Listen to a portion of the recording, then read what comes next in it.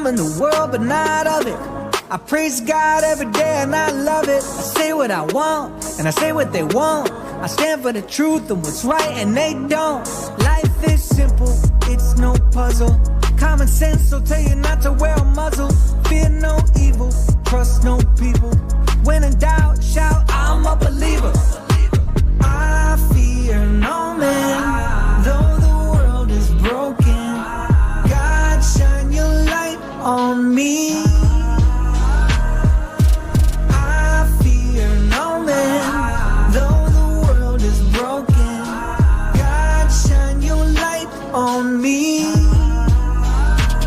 I offend everybody, the left, right, in the middle. Blame my parents because I've been this way since I was little. It used to be normal, now everybody praying to crystals. No wonder why it's so easy for the devil to trick you. They treat you like dogs, putting muzzles all on your faces, forcing kids to wear them in schools. Doesn't this seem outrageous? They ban Bible scriptures on TikTok. Let's go to Target! Let's go to Target! Get some PlayStations! Let's go to Target!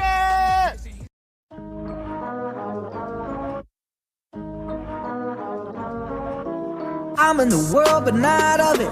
I praise God every day and I love it. I say what I want and I say what they want. I stand for the truth and what's right and they don't. Life is simple, it's no puzzle. Common sense will tell you not to wear a muzzle. Fear no evil, trust no people. When in doubt, shout, I'm a believer. I fear no man, though the world is broken. God, shine your light on me. I fear no man, though the world is broken. God, shine your light on me. I offend everybody, the left, right, in the middle. Blame my parents because I've been this way since I was little. It used to be normal, now everybody praying to crystals. No wonder why it's so easy for the devil to trick you. They treat you like dogs, putting muzzles all on your faces, forcing kids to wear them in schools. Doesn't this seem outrageous? They ban Bible scriptures on TikTok. Let's go to Target! Let's go to Target! Get some PlayStations! Let's go to Target! Stop. Got it. Ha. What up? Yo. What is going on, YouTube? People. Christmas is right around the corner. Christmas is coming up. Do you feel it in the air? You got an ad for color change and lipstick. What the? Guys, we actually have news this week. Instead of just Trump, Trump, Trump, Trump, election, Trump, Biden, Trump, Trump, Biden, Trump, Trump, Trump. We got news this week. We got an assassination. It's been a while since we've had a good old assassination. I'm just figure of speech. It's not good. It's not good. It's evil. It's bad. Bad assassination. We got an assassination. I shouldn't keep saying that in the very beginning of the stream. The United Healthcare CEO. I went to bed today. Had to put all the show together this morning. I didn't put any of it together last night. This morning after work, had to put it all together. That's why I started at 7, because I didn't get to sleep till like 1. So started the show at 7 tonight so I could get a little extra hour of sleep. But when I woke up, when I went to bed, he was still at large. When I woke up, I guess they've made an arrest. So we'll look into the arrest. I got an article somewhere. We'll live research to see about this arrest, because I just saw this when I woke up. A lot of the stories I have updates that happened while I was sleeping. So then we got the South Korea mess, which happened last Monday. Like during the show, it was happening. We talked about it a little in the after party. This is why I do the show weekly, because I can let things stew a little bit and then talk about them the following week or at the end of the week, so that we can really get the whole story put together. But we got this South Korea stuff. Yoon Suk-yeol guy did martial law for the first time in history in South Korea for 6 hours. People freaked out, protests, impeachment threats. They don't like Yoon Suk. Y'all, you suck. They don't like him. We'll talk about that stuff. And then, what was the last thing? Oh yeah, the Supreme Court hearing last week about the Tennessee gender affirming care ban. I don't think they've come up with a decision unless that happened while I was sleeping, but that shouldn't happen for a while. About upholding Tennessee's gender affirming care for minors ban. Looks like the Supreme Court's gonna hold up the ban, which is gonna be an epic decision. And good news, good news. So that's what happens when you got the House, the Senate, the presidency, and the Supreme Court. You got a quadruple Trump threat coming at America. And then in rapid fire, we got Daniel Penny, which when I went to bed, that wasn't decided yet. When I woke up, it was. So we'll talk about the final update now on the Daniel Penny case. If you don't remember, he's the white man that restrained a crazy black man in the subway. The only reason I mentioned their race is because he chokeholded him. The white guy chokeholded the black guy, and that was a no-no at the time. Remember, this was racism was going around. Everybody had caught the racism fever, and so even though he was, defending people from this crazy guy, he did he go to jail? Well, I forget. I forget the whole story. I think he went to jail. I don't think he's been in jail this whole time. I think he did get out, but he was facing manslaughter charges. He was facing all. They wanted to burn this guy at the stake, and well, we got an update today, so we'll talk about that in rapid fire. We'll talk about Syria in rapid fire, which could be a story within itself, but it happened yesterday. So, like I said, we'll lightly brush over it in rapid fire. Next week, we'll do a more in-depth, deep dive into what's going on in Syria, so we can give it time. Because it may be nothing. It may, a lot of this stuff, we're probably not even going to be here in about next week. So we'll see what happens with all of that. But at the end of the show, we're doing weird science. I need to stay science-brained because we got a debate next Tuesday with James. And I don't know.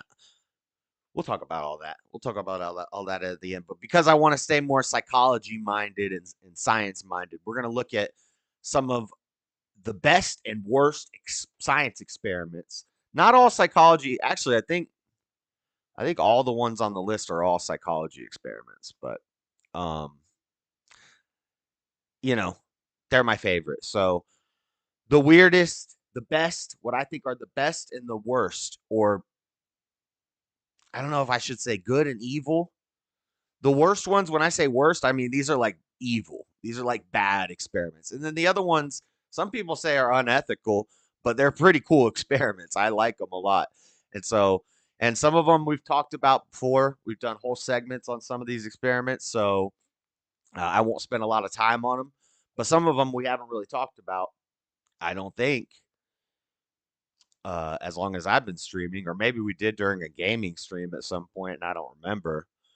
But we'll look deeper into them, like the Robbers Cave. I don't think I've ever talked about Robbers Cave experiment on the show.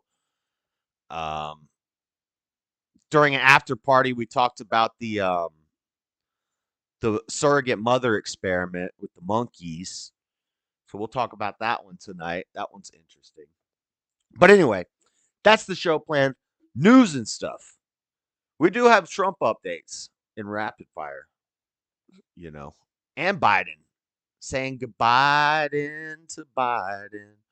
All right, let's get on with the show. Let me open these articles real quick. Starting, gunman at large. So this is from 4 days ago from CNN. This is what happened. This is the first article. All right, gunman at large after United Healthcare CEO fatally shot in brazen targeted attack, police say. United Healthcare CEO Brian Thompson was shot and killed. United Healthcare CEO, I guess it's an insurance company, a healthcare insurance company. He was killed in Midtown Manhattan Wednesday morning in a brazen targeted attack. Early morning, I think it happened at like 8:10 a.m. Early morning, not broad daylight, but it's early, you know. And this guy was walking from his hotel to a place where there was a conference where he was going to help set up the conference.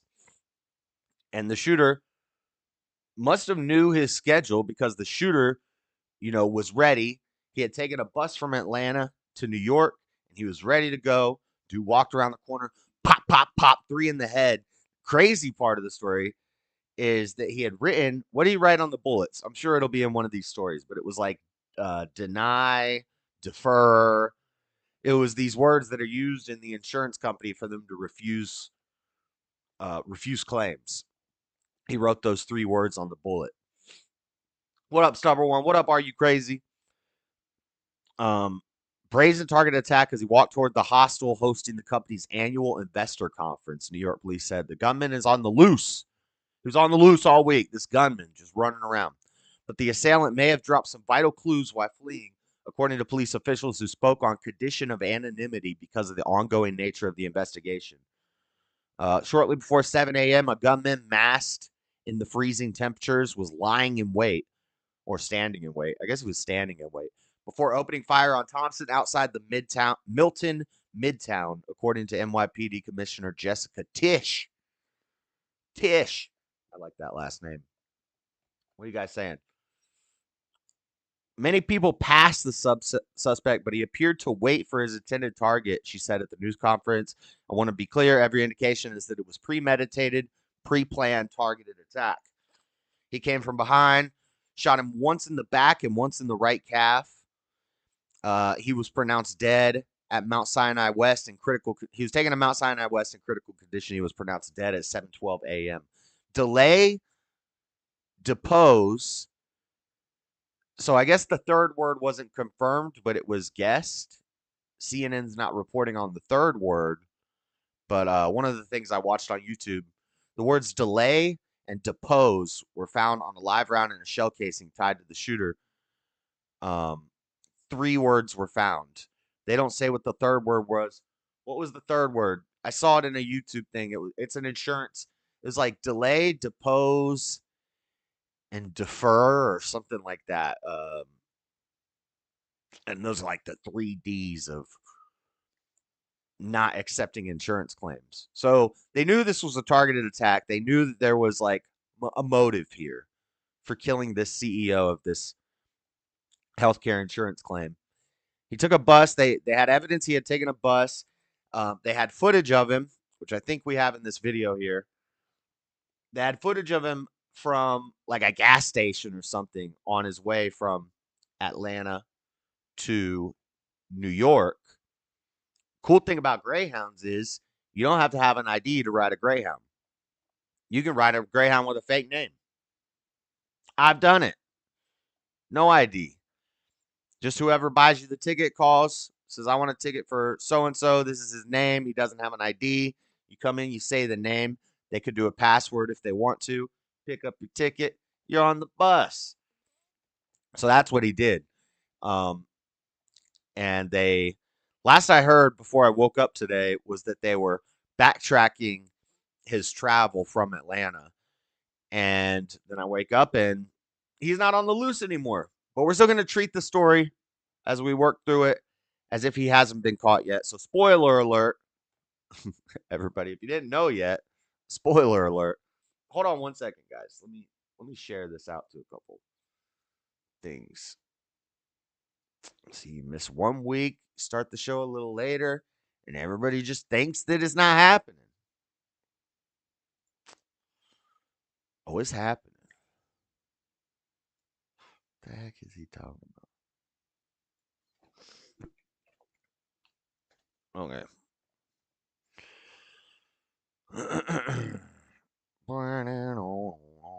One more place. Let's share it there. I like him. All right. All right. What's up, players? Yeah, spoiler alert. Sorry, guys. Whoops. Whoops, I exposed it.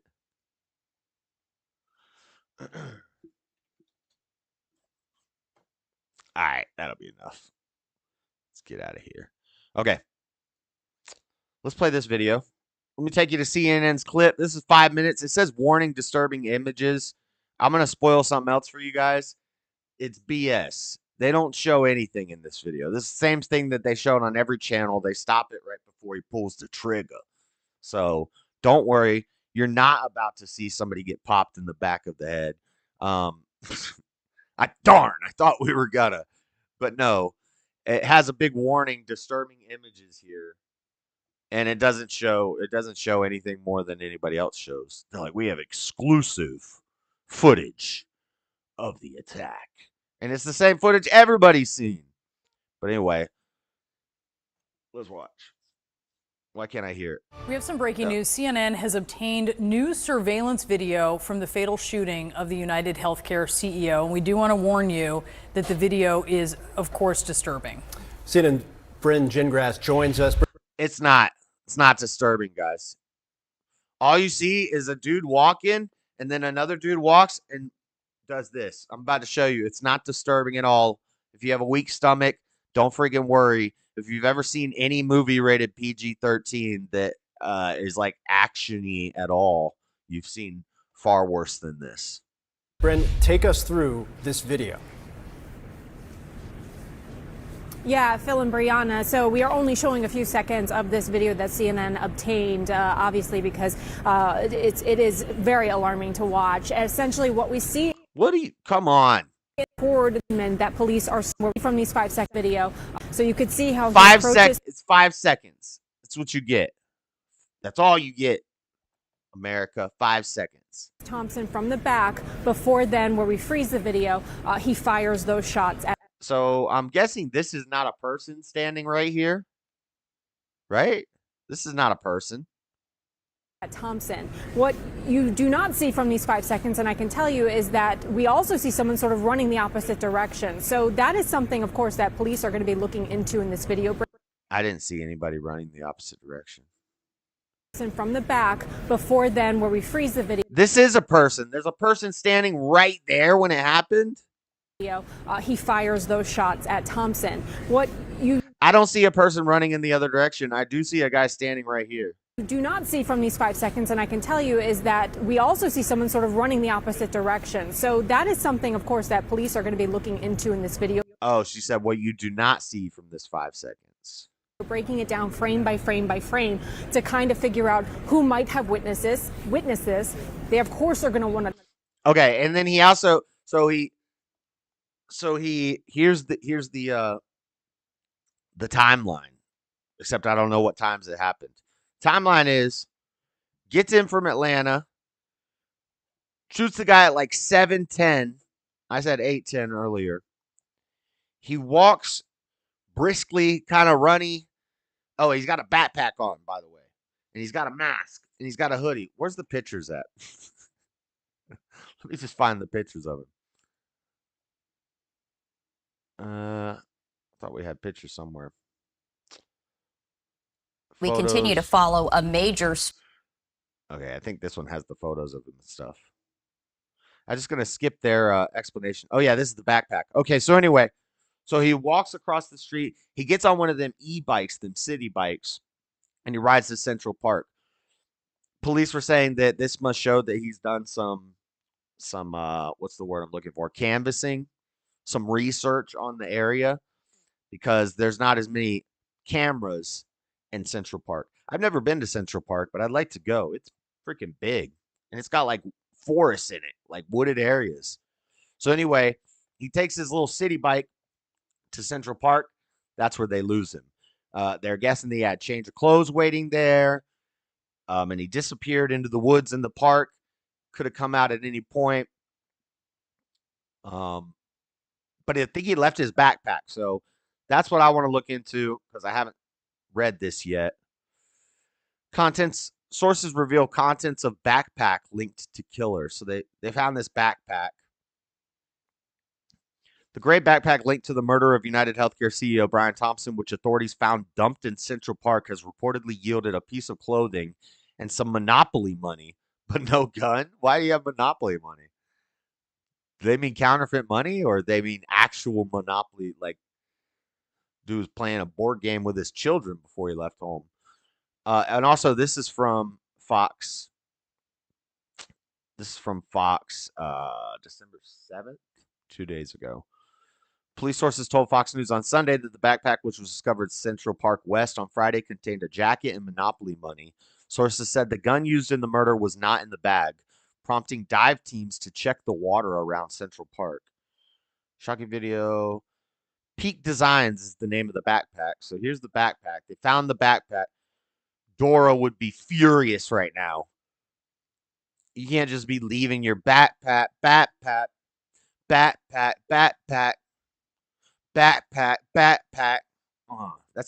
the jam right there. Dora has the most creative lyrics. What up, Amanda? What up, DJ and Paul? I haven't watched any media the past week. You didn't know this happened? Yeah, and so the crazy part is the dude is a insurance healthcare guy. Now we see a lot of insurance. Hey, are you crazy with the bronze membership?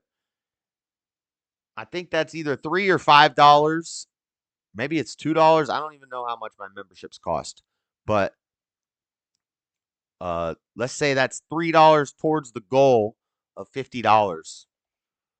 $50 goal for the weekend. They want me to work overtime tomorrow, and I think I might do it, but I might not. But I think I might do it. But if we can hit the goal tonight between this show and the after party, the $50 goal, I might not do overtime tomorrow, and I might just stick with the snore stream. But I might skip the snore stream if it's more profitable. What up, Tomas? $3, not bad. Nice. All right. What was I just saying? The insurance stuff is interesting. They're trying to avoid that and focus more on the suspect. Bro, the suspect is just some dude. I don't think he's not like a serial killer. He's not like running around to just murder people. He had a specific target for a reason. Who knows? We're going to find out more. We're going to find out what happened. Maybe, somebody in his family passed away and they couldn't get the insurance money and he was mad about that. Maybe he's done a lot of research and knows about nefarious things that United Healthcare is doing. Who knows? Maybe this CEO was going to make a big decision and this guy was just a paid hitman that was going to take care of it. Police said that he seemed professional, but not totally professional. It's not like the Hitman video game where he's wearing like a suit and a briefcase and he's just like walking around like doo, doo, doo, putting the body on his shoulder, dropping it in a bush, and then like disappearing without a trace. It's not like that. But he was like, he made some mistakes. He took his mask off at the gas station when he was buying some snacky snacks because the girl at the counter was flirting with him. If the girl at the counter hadn't flirted with him, then they never would have got the face shot that they used to capture him. There's also another picture that came out of him somewhere else, but even the police admit this, like instantly, let's say skeptical-minded people jumped all over this. They're like, those two don't look like the same person because they released 2 images. And that might have been like early on. A few days later, what I listened to, the police were saying, we're not 100% sure that these are the same 2 guys yet. And some media places are reporting that. Some aren't reporting that. So I want to clarify. We're not sure these are the same 2 guys. We understand they look different. But it could be different clothes. Who knows? Different clothes. Who knows? Hold on. I'm reading this. You graduated from UPenn. Well, we haven't gotten that far yet, Tomas. You're getting ahead of us. As far as we all know, he's still on the loose. All right. Dean doesn't know this story yet. He's still at large up until this point. We're up until 2 days ago right now. Let's watch this video from Fox, and then we will go over the breaking news from today. Story that has gripped the nation. I wanted to share this post. I thought she said bricked. It's bricked the nation. Look, they got him. What's crazy is I don't know why I can't find the picture of him. Wait, what is this?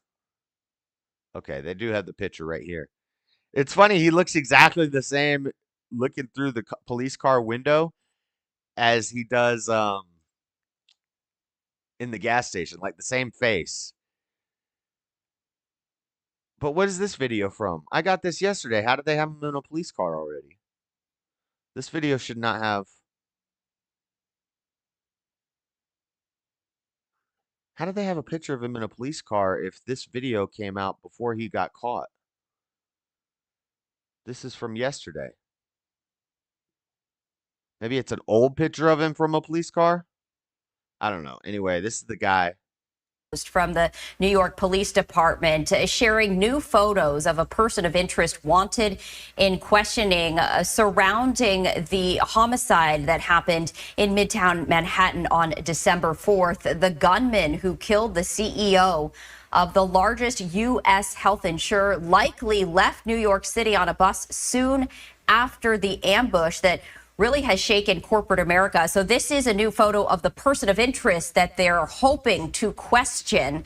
They issued that just a short time ago, so I did want to share that with you. Meanwhile, this is some.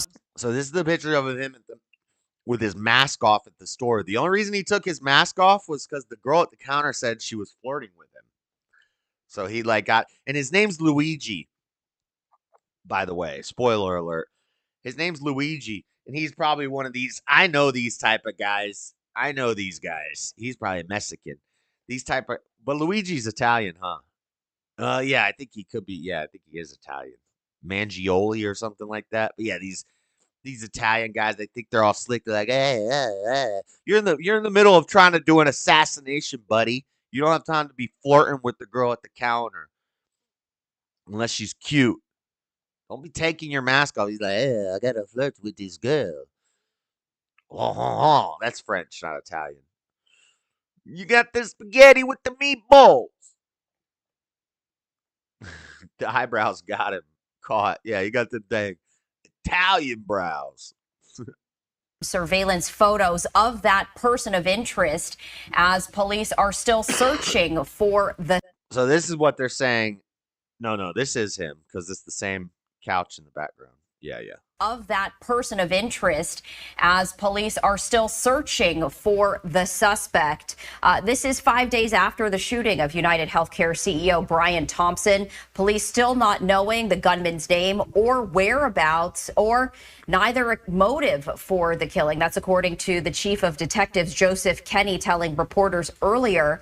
Investigators were looking at whether the shooter may have possibly been a disgruntled employee or client of the insurer. The FBI announcing on Friday that it was offering a $50,000 reward for information leading to an arrest and conviction. 50,000? I thought it was 10,000. It was 50,000. Meanwhile, video of the gunman fleeing Wednesday's shooting showed him riding a bicycle into Central Park and later taking a taxi to a. Okay, so this picture they say is a different guy. Completely different guy. Some people on the internet were saying that. And then the police were like, well, we're not sure. I don't know if that ever got resolved, if they did determine whether this was the guy or not. But what the video I listened to with one of the New York detectives, he was like, we're not 100% sure that these are the same people. And a lot of the media, they think this is the suspect. And a lot of the media wasn't reporting that. Bus terminal that offers commuter service to New Jersey and Greyhound routes to Philadelphia, Boston, and Washington, D.C. Investigators also on Friday recovering a backpack in Central Park that may have been worn by the gunman during the shooting. That's according to police. This was after a massive sweep to find that backpack in Central Park. Okay, I'm not going to watch this full thing. I think we've gone over a lot of it. Trying to think if I missed anything. Really, what's important is when we find out his motives for why he was going after this guy. What did this guy do? Well, I'm not saying he did anything deserving to be shot, but Did he do something? Did he make a decision for the company that, you know, led to this? What's going on here? But anyway, in new news, the dude has been arrested. Let's see. Let's just click on this while I find an article. We'll just watch this while I look for an article to read, but this says breaking. It's from NBC. News where police are questioning a person of interest in the murder of a United Healthcare CEO, Brian Thompson. And good afternoon to you at 4 o'clock. I'm David Ushery. I'm Natalie Pasquarello. We want to get right out to News 4's Mark Santia. He is live in Altoona, Pennsylvania. That's where a man is being interviewed by the NYPD right now. Mark. Yeah, Natalie and David, Altoona is home to about 40,000 people. As you can imagine, this is causing quite a stir. You take a look. What is this? Altoona? What state did they say? Altoona.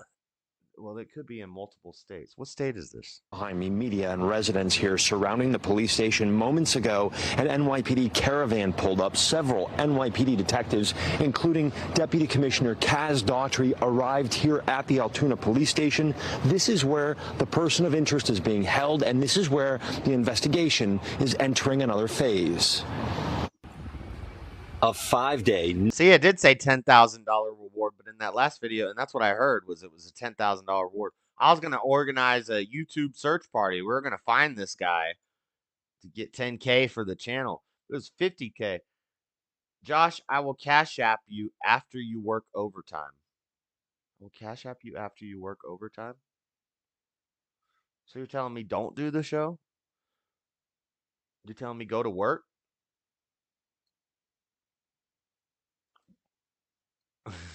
Or are you saying you'll cash at me if I don't work overtime?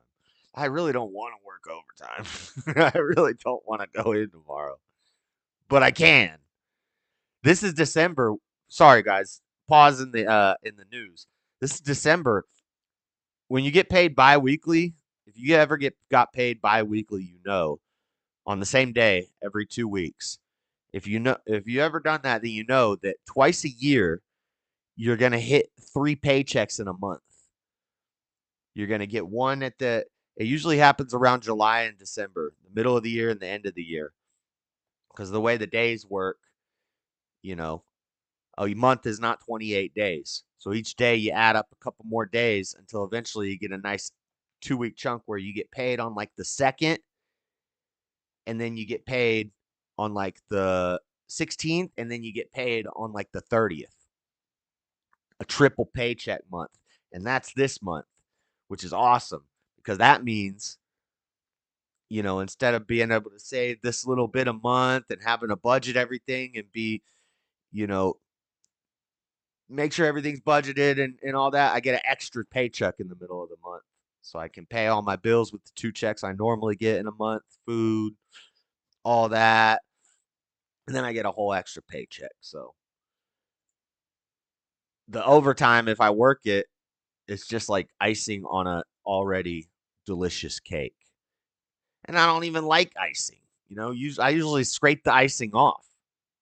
You know? Those months were so sweet. Yeah, I look forward to those months. It was July and December this year. Maybe it's always July and December. I'm taking all December overtime. But also, like, I already got myself my gifts. Oh, I got my DJI mic too. I'll open it in the after party. But I already got my gifts, so it's like, I don't know. I kind of just want to stream. I don't know. But I kind of told the guy, I told him I'd try. I didn't want to answer. I was like, oh, I don't want to say yes. I don't want to say no. I said, I'll try. I'll see. Maybe. Give me the frosting. That's the best part. I might just not even put the frosting on the cake. I might just stream. We'll see. Nationwide manhunt coming to an end 300 miles from New York City. Police in Altoona, Pennsylvania, arresting 26-year-old Luigi Mangione in connection. Those are some dang brows. That guy got some conspicuous brows. With the murder of United Healthcare CEO Brian Thompson. The suspect was in a McDonald's and was recognized. Oh, Trump got him. An employee who then called local police. The McDonald's employee recognizing Mangione from one of Fucking Mickey D snitch. these photos sent out by the NYPD after Wednesday morning's attack in Midtown Manhattan. Altoona police questioning Mangione, finding a trove of evidence, including a fake New Jersey ID and a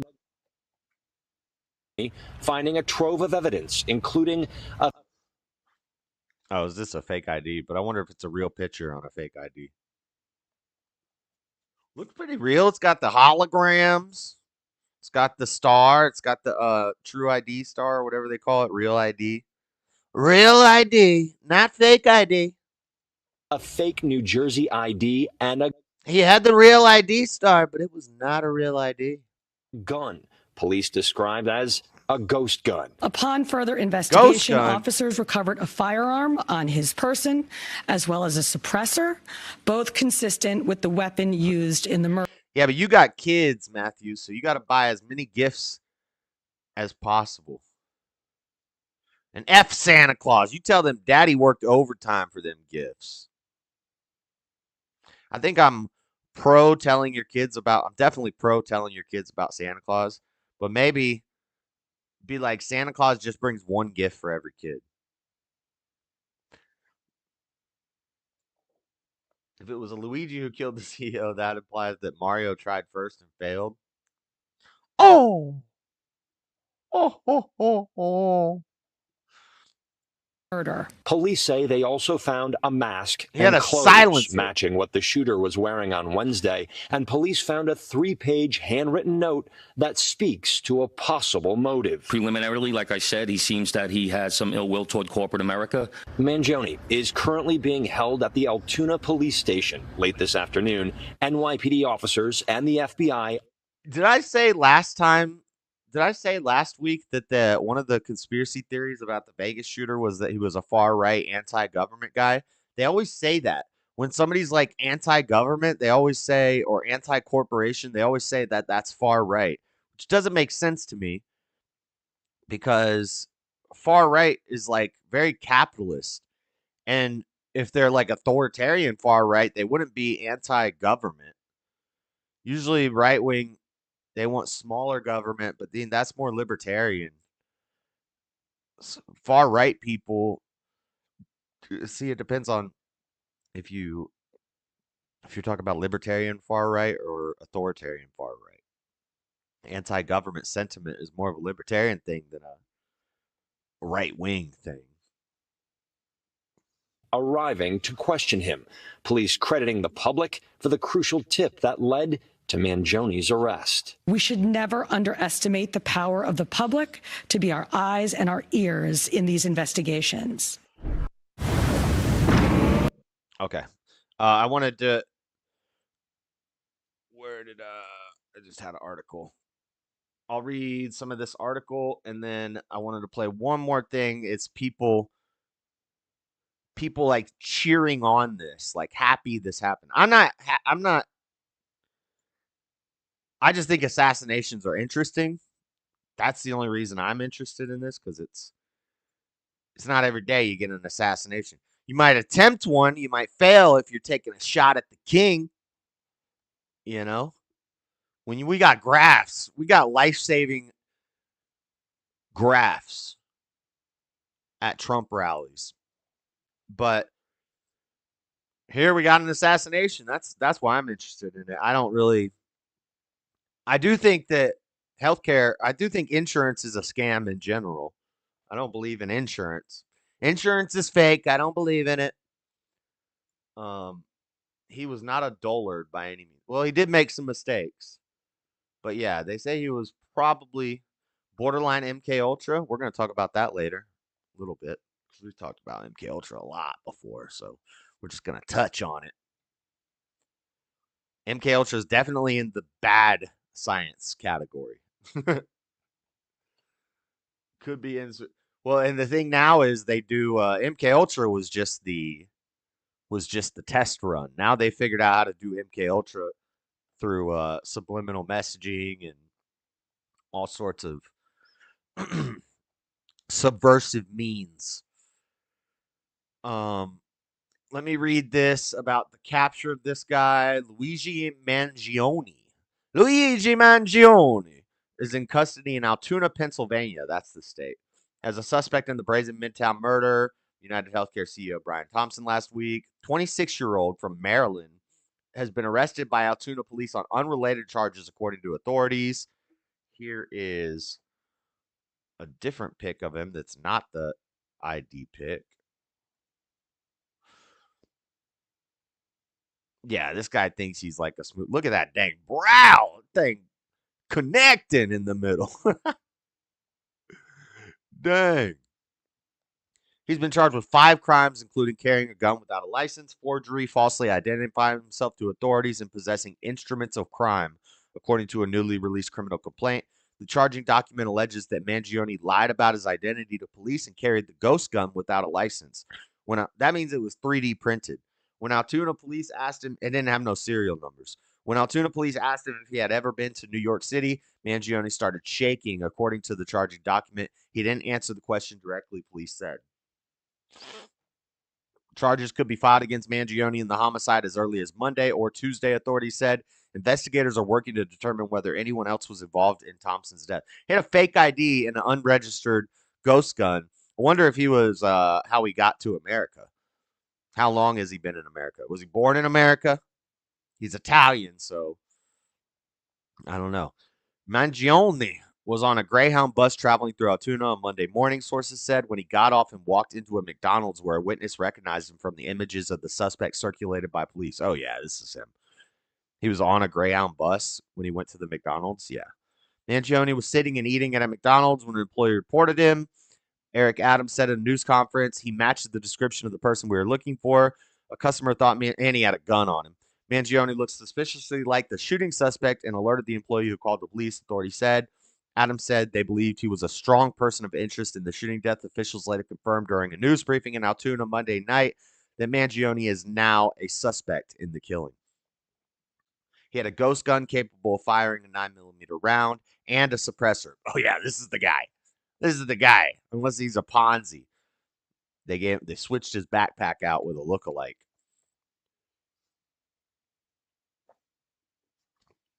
But I'm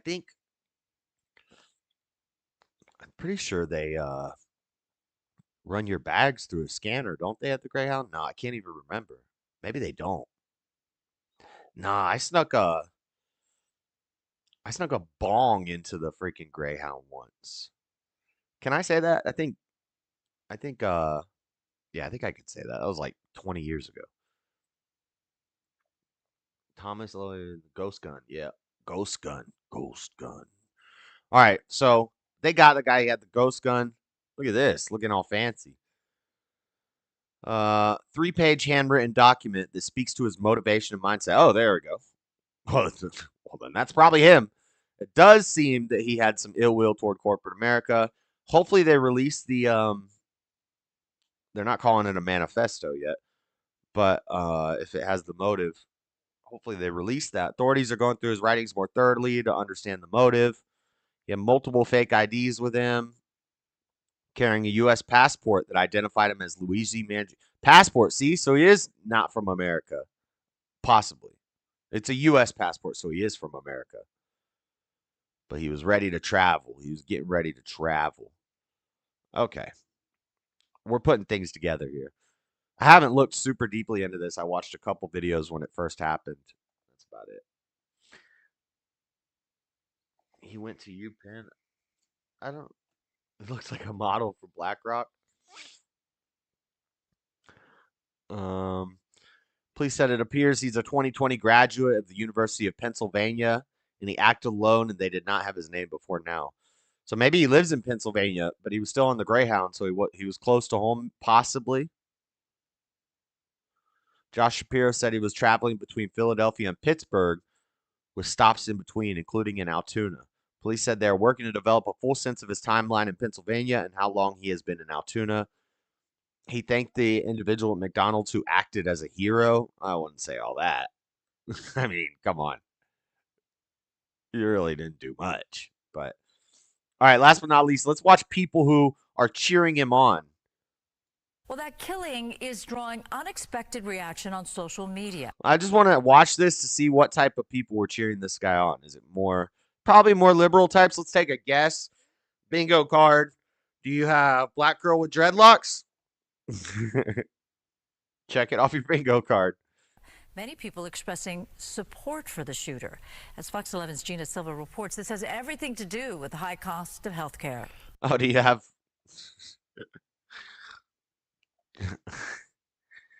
Anyway.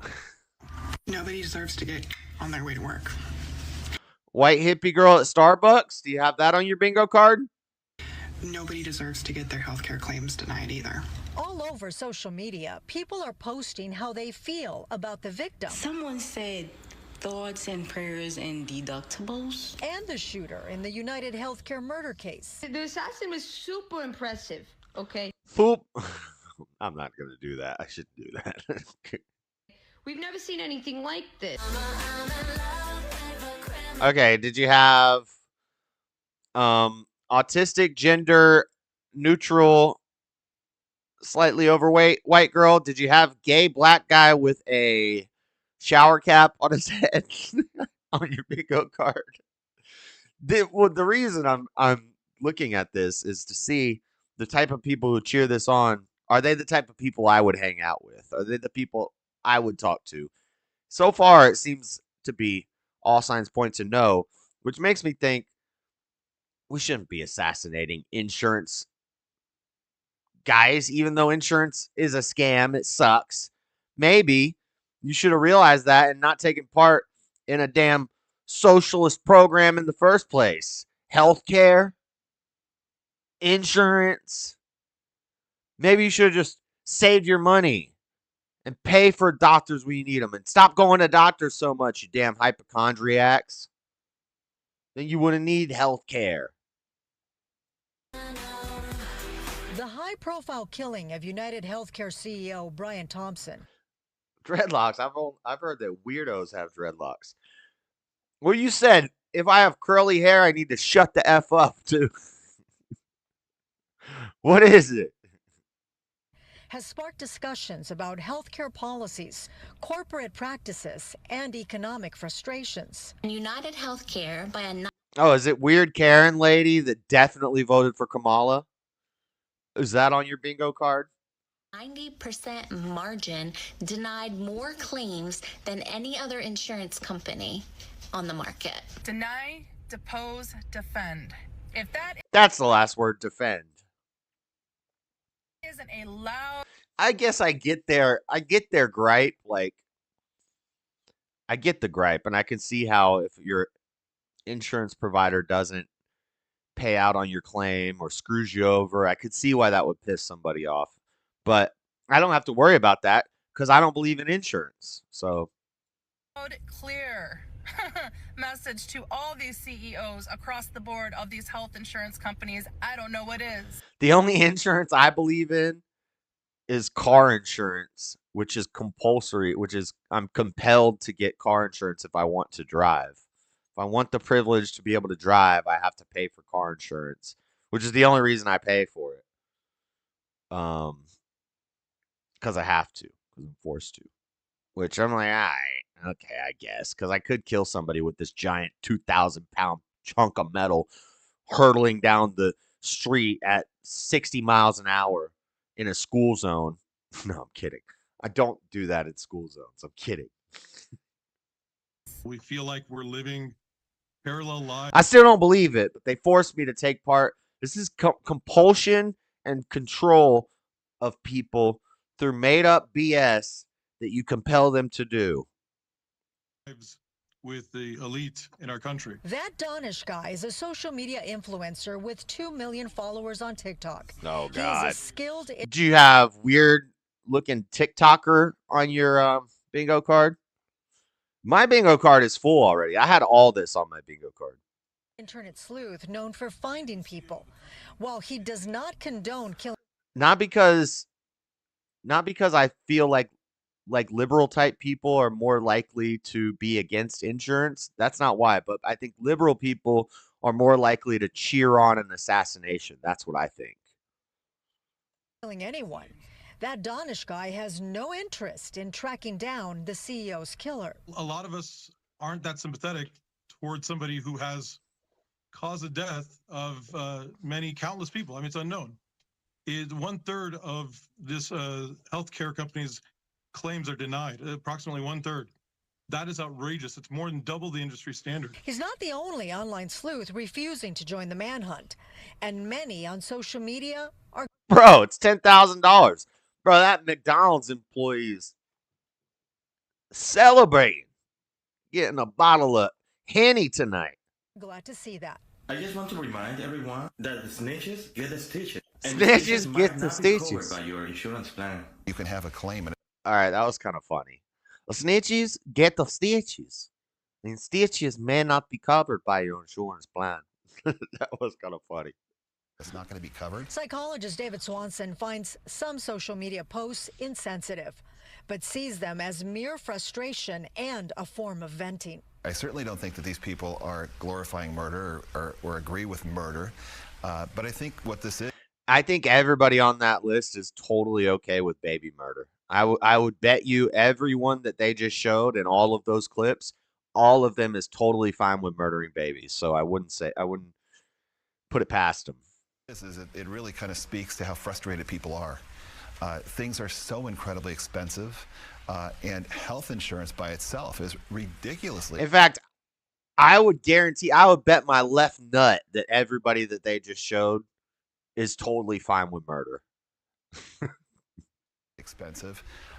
And you throw in the fact that when you try to use it, it's nearly impossible to use. I don't think he did it.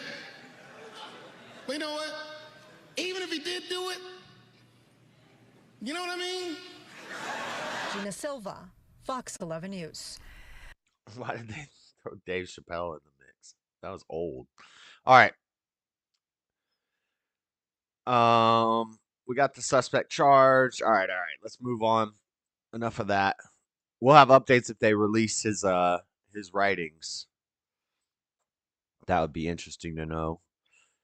We're going to move on. Another big story that started last Monday. South Korea. What's going on in South Korea? Martial law for 6 hours. President Yoon Suk, like you suck. Yoon Suk Yeol put martial law in South Korea for the first time in history. South Korea is when it first became South Korea, it was a republic, the People's Republic of Korea. But they say it's a democracy, but it's also like a parliament. It's kind of a mix over there. They're saying this president is trying to do a coup. So he did 6 hours of martial law. First time in history that this has ever happened in South Korea. The people reacted. The people protested. There was unrest, social unrest in the streets. Josh got little curlies from 90. Dylan, are you talking about my little curly over here? Let me see. Got the little curly. Got the little curlies. Get up there. Get up there. Trying to twist it into some other little curlies. All right. What the?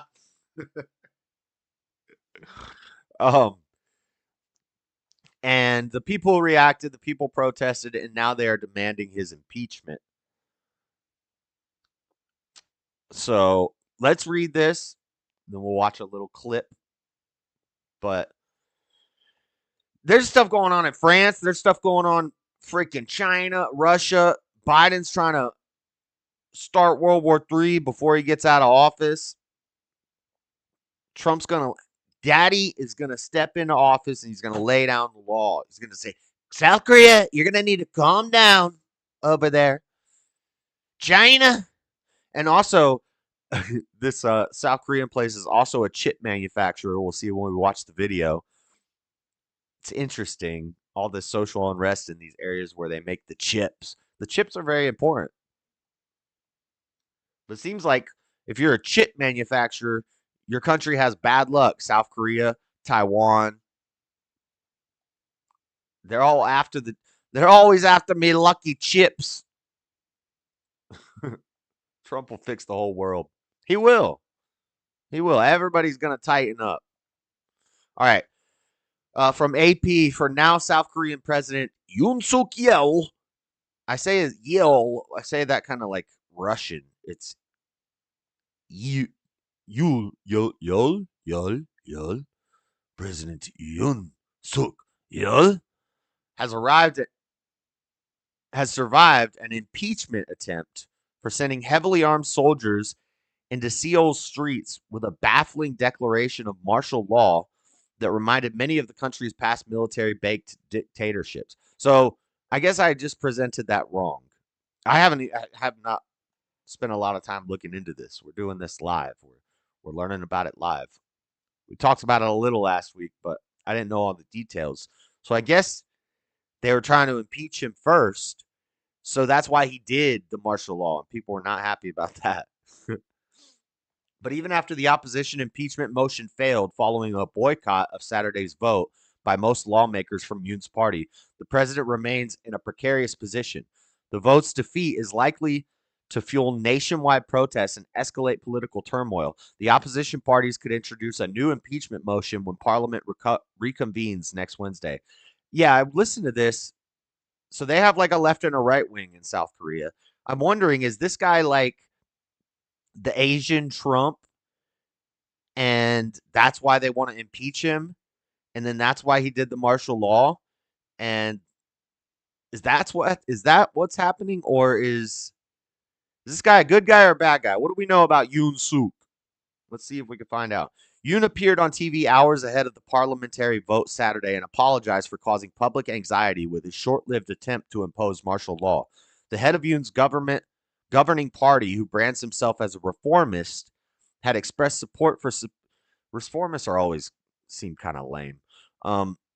He expressed support for suspending the president's powers, but it appears he ultimately failed to win over the larger number of Yoon loyalists to the party. When I hear the heck was that word?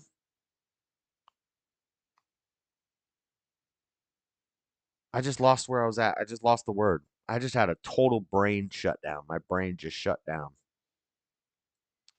Reformists they kind of remind me of like revolutionaries. They're like the Jedi, not the Empire. The Empire's based, Jedi's lame. That's what reformist sounds like, but I don't know what South Korean reformists are like. Here's what to know about this situation. Will he be impeached? The opposition has labeled Yoon's short-lived martial law declaration an unconstitutional, illegal rebellion, or coup. But with 192 seats in the 300-member National Assembly, they need support from some members of the president's Conservative People Power Party. Conservative People Power Party? Sounds like you might be based. The reformists are just pissed. We saw this in America. To get 2/3 majority required to pass the impeachment motion, and it seemed that the chances of Yoon's impeachment improved after PPP leader Han Dong-hoon called on Friday for an immediate suspension of Yoon's official duties. Han said he had received intelligence that Yoon had ordered the country's defense counterintelligence commander to arrest key politicians on accusations of anti-state activities. Demanding the counterintelligence commander to arrest key politicians on accusations of anti-state activities. See, that could be a good thing. That could be a bad thing. I don't know geopolitics of South Korea very well, so we're just speculating and we're learning right now. He also faces rising popular pressure to step down. Thousands of protesters have been marching in the streets of Seoul calling for Yoon's ouster. Auto workers and other members of the Korean Metal Workers unions, commies, one of the country's biggest umbrella labor groups, have started hourly strike. I don't know. All signs are pointing to Yoon might be based, and it's like the South Korean version of commies are pissed. This is what I'm seeing so far. But this is, that's pretty bad, Josh. The coolest people are loners. Why is it bad? Anti-state sentiment. I mean, I think that Gavin Newsom has anti-state sentiment. I think that Pelosi has anti-state sentiment. I think Gretchen Whitmer had anti-state sentiment. I think a lot of people do a lot of crooked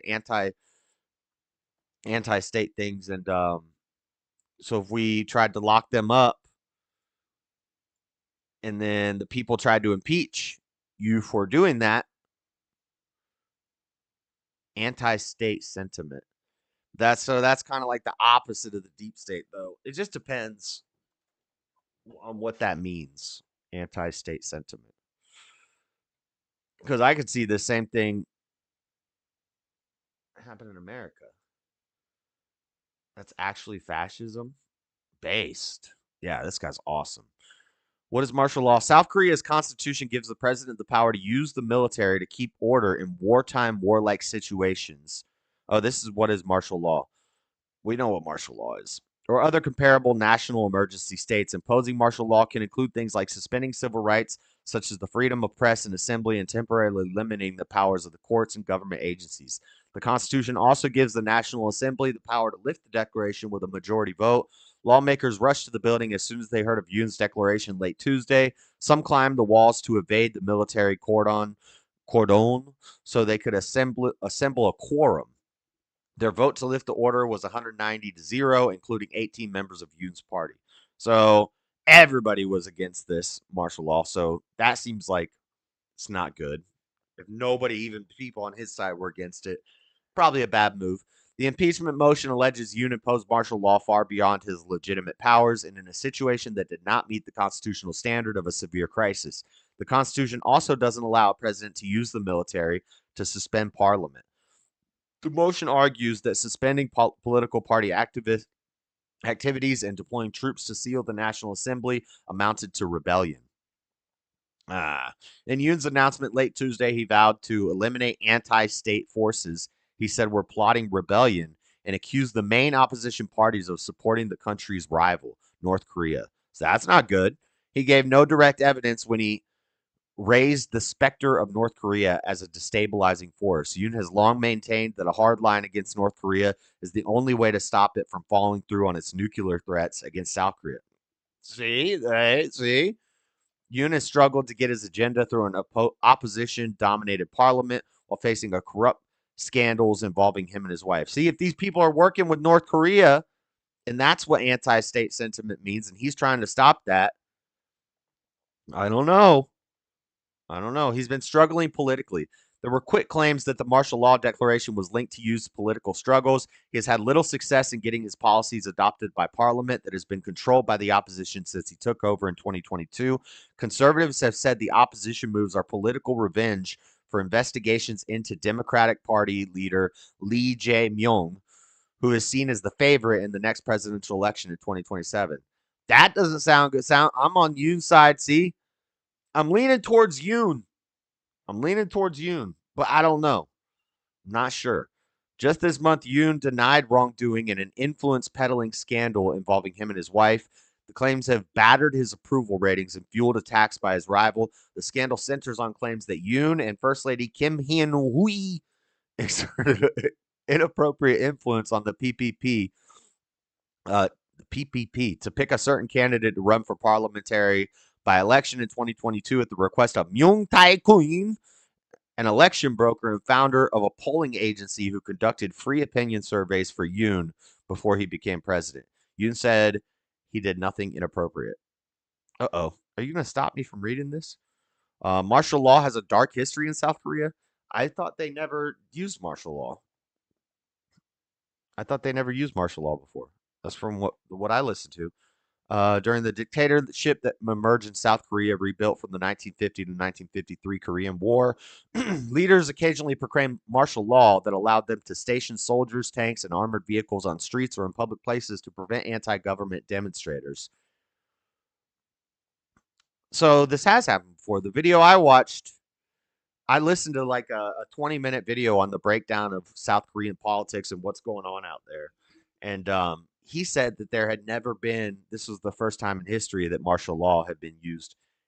Maybe the first time since it became the People's Republic of South Korea. I'm not sure. Army General Park Chung-hee. I just want to read all these Korean names. This is fun. Led several thousand troops into Seoul in the early hours of May 16, 1961, the country's first coup. He led South Korea for nearly 20 years and proclaimed martial law several times to stop protests and jail critics before he was assassinated by his spy chief in 1979. Less than 2 months after Park's death, Major Jin Chun-Hwan led tanks and troops into Seoul in December 1979 in the country's second coup.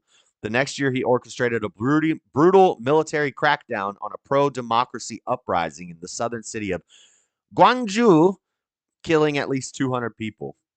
In the summer of 1987, massive street protests forced Chun's government to accept direct presidential elections. His army buddy, Roh Tae-woo, who had joined Chun's 1979 coup, won the election held later in 1987, largely because of divided votes among liberal opposition candidates. So I guess what I heard was wrong. There has been martial law in South Korea before. So that's from AP. We have a Reuters article, and this was early in the week. Let's watch this video.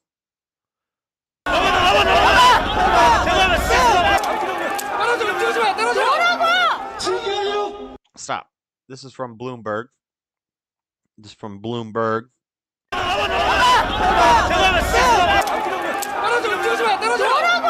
Bro, she about got blasted. She about got plugged right in the chest piece. Did you see that?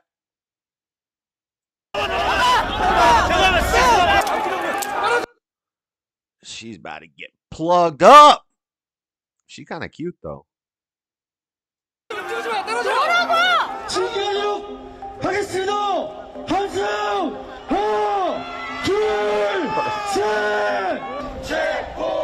For 6 hours this week, South Korea was under martial law. It was a shocking moment for the world, as the country has typically been seen as a stable democracy, a key U.S. ally, and a leader in global semiconductor chip production. But it... See, I think this is just proof that, oh shoot, now I got hiccups. That democracy fails. Always. It's a bad idea. It doesn't work. How many things won't be told in the international news? I know. Yeah, I know. Hold on, I have hiccups.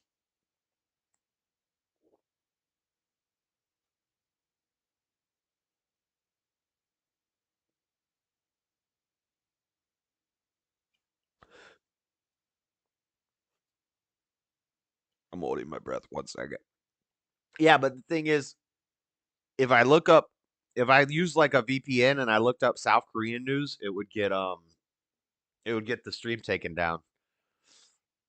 Whenever I've gotten like global news from the places directly and I report on it, they always take down the stream and I have to like cut that segment out, which is weird. Not always, but often, especially if you're dealing with China or Russia. Maybe not South Korea since they're a democracy, quote unquote.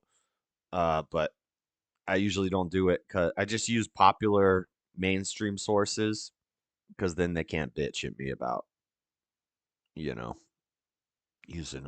a bad source. I use the approved sources, okay. But then I'll just make up my own theories while we go.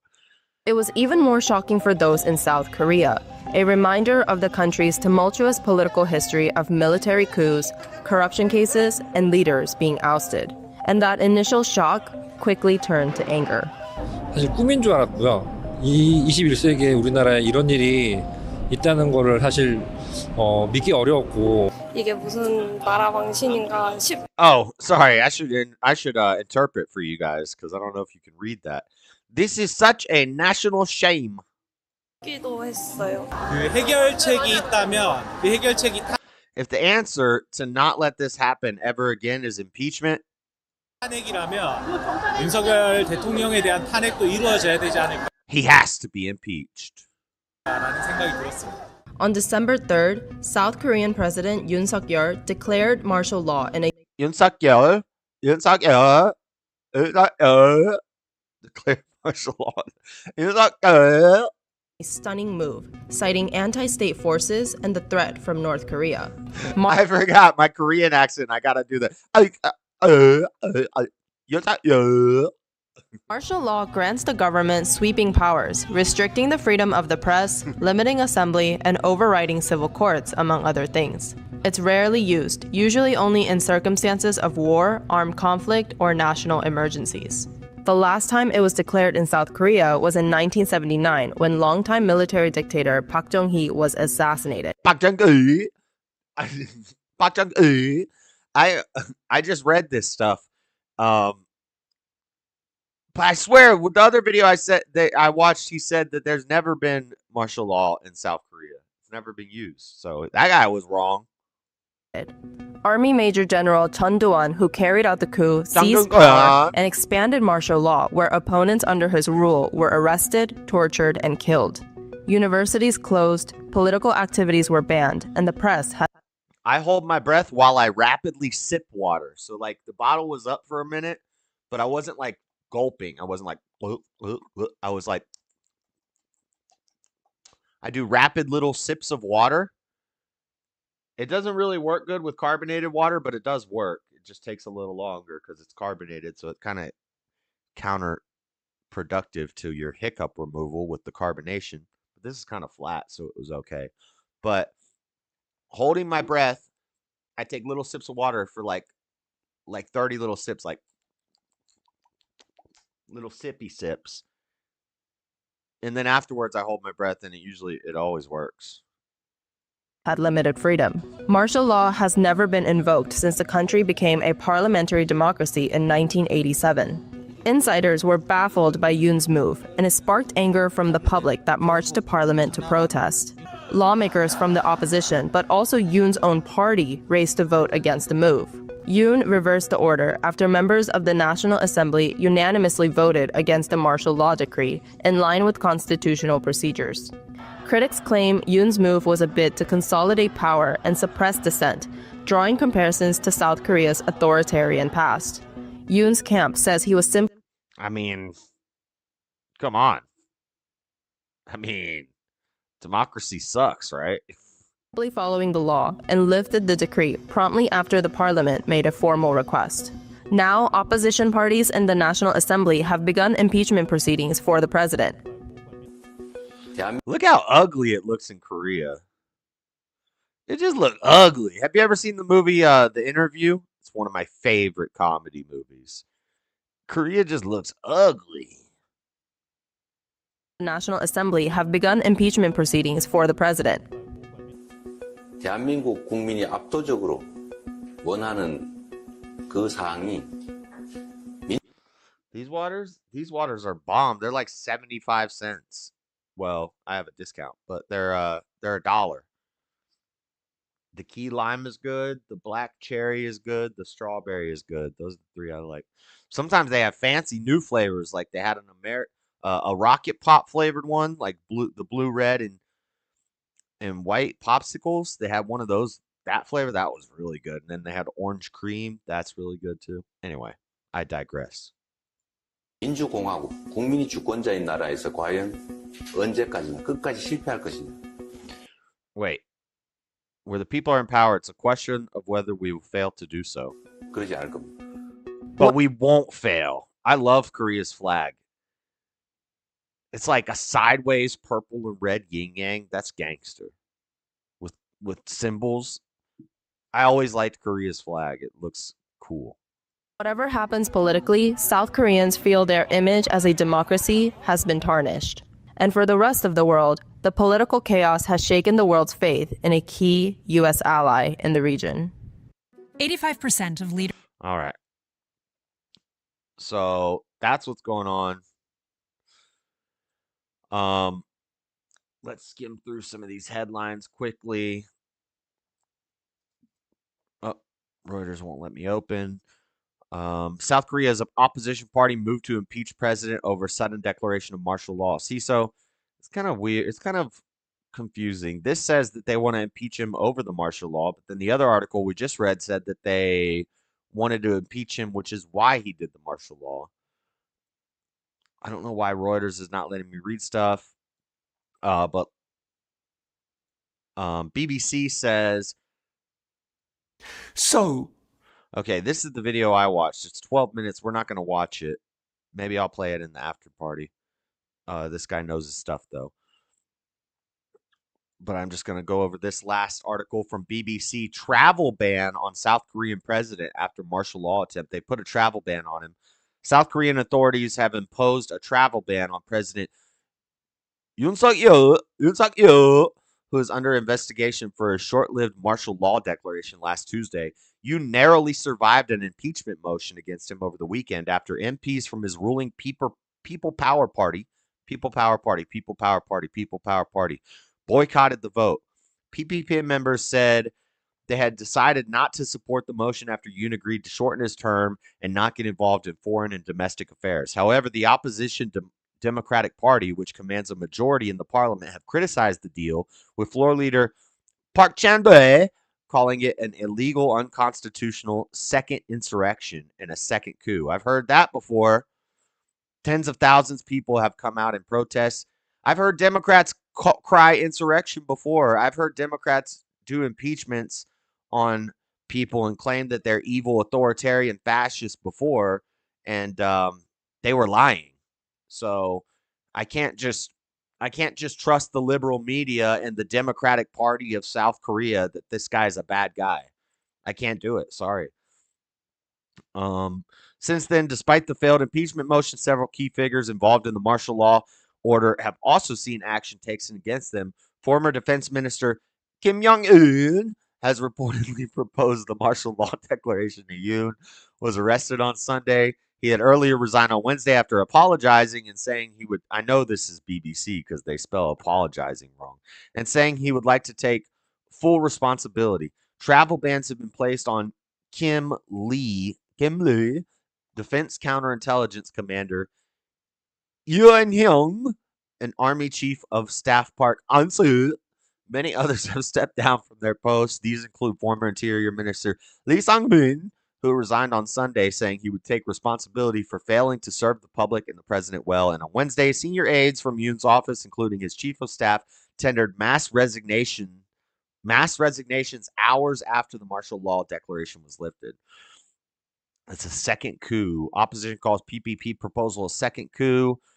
I'm not going to read all this, but I don't know. We'll have to. I really don't care too much. Like, if South Korea and North Korea go to war, it's just another war. They're everywhere. They're happening everywhere. So I don't know. It is just interesting how we're seeing this all over the world.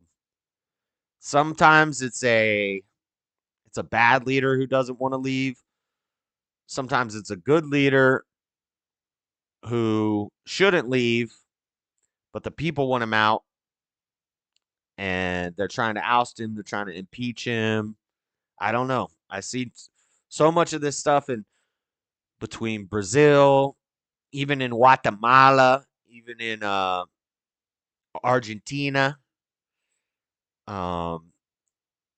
in America. I see stuff like this all the time, and so I'm not gonna jump instantly to Yoon Suk-yeol is a bad guy because I don't know. I'm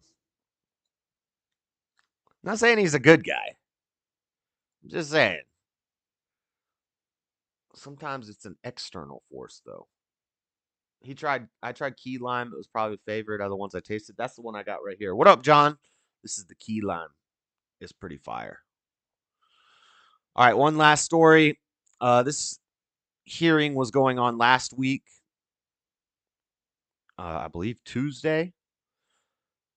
And I was listening to the hearing over on Angry. I sent you guys over. I did a raid on Angry Conservatives channel, and he was listening to this hearing. And it was a pretty interesting hearing. We talked about it a little bit last week. Now I'm going to go more into depth on it. It's looking like Supreme Court is going to make a based decision here. We have the majority of the Supreme Court are based or mostly based people. So, yeah, I don't know, Matthew. I don't know how biased the reporting is or how complete the reporting is. So, I don't know. But it does seem familiar to things I've seen. And usually the guy that those things are happening to is not such a bad guy. Anyway, so Tennessee banned gender affirming care for minors. And the T's did not like that. And this case made it all the way up to the Supreme Court. We've been knowing it was going to hit the Supreme Court for about 5 months now. And I don't think we're going to have the decision for a while yet. But all signs are pointing to they are going to uphold Tennessee's ban on gender affirming care for minors, which, you know, I don't know. I'm working on a lot of debates right now, writing up a lot of debates and gathering resource for a bunch of debates, and one of them is this gender affirming care for minors debate. I would like to do, because it's topical right now. Maybe after Christmas we can try to set that up with somebody. I don't really want to. I guess maybe we could probably get that freaking Melvin person, but I don't know. We'll see. But anyway, it's topical right now. It looks like the Supreme Court's going to uphold it from NCSL.org. Supreme Court hears case on youth transgender care. The court's conservative majority seems poised to uphold Tennessee's ban on gender-affirming medical treatments for minors.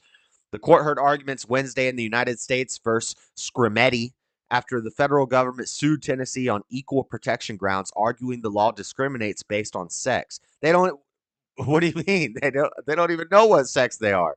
A district court ruling in the government's favor was overturned by the 6th U.S. Circuit Court of Appeals. Tennessee Senate Bill 1 bans healthcare providers from performing or offering to perform a medical procedure if the performance or administration of the procedure is the purpose of enabling a minor to identify with or live as a purported identity inconsistent with the minor's sex, or treating purported discomfort or stress from a discordance between the minor's sex and asserted identity. Their asserted identity. How far are we from asserting that your identity is a dog and getting a freaking species change? I want a species change, species reassignment surgery. The law provides some exceptions to this ban for procedures that address congenital defects, physical injuries. So this is a precocious puberty. What they'll like to jump to. Well, what about hormone blockers for precocious puberty, early puberty? The bill doesn't ban that. It does not ban healthcare providers from performing gender-affirming medical procedures on cisgender minors, such as mastectomies for adolescent males diagnosed with gynecomastia. That's man titties. The federal government, joined by the parents of a Tennessee transgender youth, sued Tennessee attorney a transgender youth. The parents of a Tennessee transgender youth. The parents should go to jail. Sued Tennessee Attorney General Jonathan Scrimetti in the federal court to overturn the law, arguing that the statute violated the 14th Amendment's guarantee. Get rid of all the amendments after the 10th. Guarantee the equal treatment under the law. Generally, in gender discrimination cases challenging laws under the 14th Amendment, the state must show the challenged law furthers an important government interest and does so with means that are substantially related to that interest. The standard of review is called heightened scrutiny. The petitioners argued that a categorical ban on gender-affirming treatments for minors is not substantially related to the state interest of protecting minors from possible physical or emotional risks of the covered medical treatments. They supported this contention with medical reports asserting that common gender-affirming medical treatments, such as puberty blockers and hormone replacement therapy, do not pose serious risk to transgender adolescents. Bullshit. You don't have research on that. We've looked into it a couple weeks ago. I've looked into this lots of times in depth. We do not have solid research that this does not pose a serious risk, especially when your research is, a lot of it is psychological, which is all BS anyway. Tennessee argued that medical reports, including the ones used as evidence by the petitioners, acknowledge some gender-affirming medical treatments can slightly increase risks of conditions such as infertility and blood clots. The state also argued that the existence of so-called detransitioners, individuals who regret transitioning and later in life realign with their gender assigned at birth, which I think we're going to start to see that that's a lot of them. A lot of regret afterwards, but they don't do follow-ups after like 3 years. So they'll say they're happy for the first 3 years. That's a honeymoon phase. What about 10 years later? A lot of them are starting to detransition and they can't now. A lot of them are regretting this because they can't have kids ever again. Here. Only the Bill of Rights should be amendments. Yeah, that's what I think. Yeah, the first 10, the Bill of Rights. All them extra ones, mess. Accordingly, the state argued the Supreme Court should not review the law under the heightened scrutiny standard, but instead should use the rational basis standard, which only requires the state to show the government's actions are rationally related to a legitimate state interest. This level of scrutiny is much lower, and states often prevail when laws are reviewed under the rational basis standard. This isn't much longer, guys. 2 more paragraphs. At oral argument, the court's conservative majority seemed poised to agree with the state of Tennessee and uphold SB 1 on the matter of whether gender-affirming care is harmful to use. Chief Justice John Roberts stated, "The Constitution leaves that question to the people's representatives rather than to 9 people, none of whom is a doctor." Justice Clarence Thomas did not seem to accept the petitioner's argument that this law discriminates based on gender and asked the U.S. Solicitor General Elizabeth Prelogar why this wasn't simply a case of age classification because the law only applies to minors. Yeah, it's not about sex. It's about children. They don't even know what sex they are. They're trying to change their sex. I know they'll say, we're trying to change our gender. These are 2 different things. You don't know the difference between gender and sex? There is no difference. These terms are used interchangeably. You just made shit up in the freaking 50s. Thanks, psychology. The liberal justice seemed to perceive the case differently. Justice Ketanji Brown Jackson, here we go, expressed concern over the idea of leaving this issue to the state legislatures. She compared the state's scientific evidence with that presented on interracial marriage in Loving versus Virginia. We talked about that. We talked about Loving versus Virginia in our debate about church taxation. It's connected, believe me, which asked the court to defer to the wisdom of the state legislature in adopting its policy of discouraging interracial marriages, an argument the court majority rejected. Justice Sonia Sotomayor discounted the weight the existence of detransitioners should be given as proof of the state's interest in preventing gender-affirming treatments on minors. Every medical treatment has a risk, even taking aspirin. Oh, Lord. She said there's always going to be a percentage of the population under any medical treatment that's going to suffer harm. Well, at least they admit it. What percent is that? We don't know yet. This is all too new. The court will issue its decision. The court will issue its decision later this session. Later this session, I think, is summertime. Summertime, the living's easy. Supreme Court from USA Today. Supreme Court rejects chance to make it easier to challenge schools' gender identity support plans. Gender identity support plans. A group of Wisconsin parents say challenges are being dismissed before they can be fully litigated because parents can't show they've been affected. Supreme Court on Monday declined to take a case that could have made it easier for parents to fight schools' efforts to support transgender and non-binary students. 3 of the court's 6 conservatives, Justice Clarence Thomas, Samuel Alito, and Brett Kavanaugh, said they would have taken the appeal. A group of Wisconsin parents argued challenges to gender identity support policies are being dismissed by judges across the country before they can be fully litigated because parents can't show they've been affected. But the policies usurp parental authority even before they've been applied to a particular student, the parents argue. And parents may not always know if a gender identity support plan is being used on their child. So this is when the school is trying to change your child's gender. The parents are against that. They're saying the parents can't show that they've actually been harmed by this. I think there is evidence, maybe not enough. Alito, in a statement explaining why he and Thomas wanted to hear the case, echoed the parents' concerns. And he said lower courts may be trying to avoid taking on some particularly contentious constitutional questions like this one, which he said is of great and growing national importance. The Eau Claire area school district of Wisconsin, which is defending its guidelines for ensuring a supportive environment for transgender students, countered that the parents are trying to create a new standard for lawsuits that would allow parents to preemptively challenge any school policy, even if it doesn't apply to them. The school district's lawyers said the parents are asking for that so that lower courts can issue advisory opinions on socially or politically charged issues. So lots of transgender cases in front of the court. Lots of weird cess stuff going on in our Supreme Court. It's crazy that we live in a time when this has to happen. I'm not going to read this lady's op-ed. Beck Sander. I was looking at this. This is some feminist lady writing about the dangers. Well, it's not that long. Forget it. We'll read it. Actually, it's real short. It's real short. The author is a liberal, weird lady, but it's really short. Not actually an op-ed. Last week, the U.S. Supreme Court heard oral arguments in a case challenging a ban.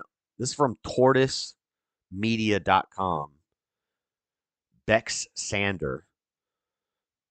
This is talking about the Tennessee case.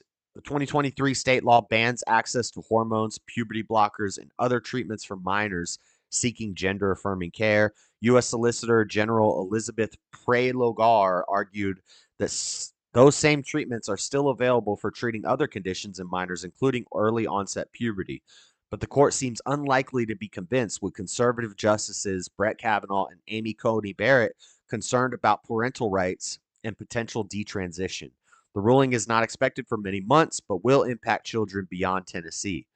The Williams Institute at UCLA estimates there are more than 300,000 transgender youth aged 13 to 17 in the U.S. More than 90% lived in states where laws restricting their rights have either been passed or proposed.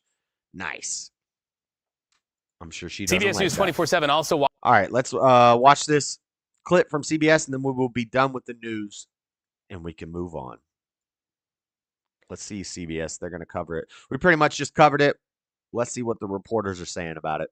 Watching closely something happening at the U.S. Supreme Court as we speak. Justices in session hearing arguments in a Tennessee case that bans gender-affirming care for minors. Now, that law prohibits puberty blockers and hormone treatments in an effort to regulate the lives of transgender people, especially young people. CBS News chief legal correspondent Jan. Control the people, coerce, compel people to follow societal norms, societal behavior, determine how society should behave, and then through medicine, use medicine to determine how society behaves. Then when people don't go along with how you want society to behave, you compel them using the medicine.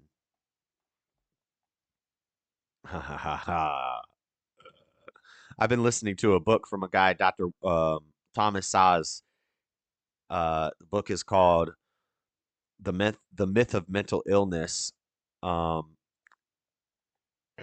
he's a psychiatrist, and the whole book is basically about how the psychology industry compels people to comply with social behavioral norms that are made up.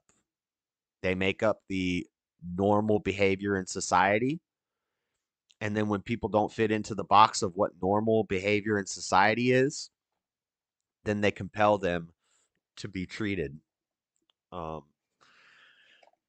America, we don't have the compulsion thing totally yet. We basically do, but in England they have it on law that the psychiatrist can compel people to take medicine. So a doctor can't compel you to take medicine. If you don't want to take the medicine the doctor gives you, you don't have to take it.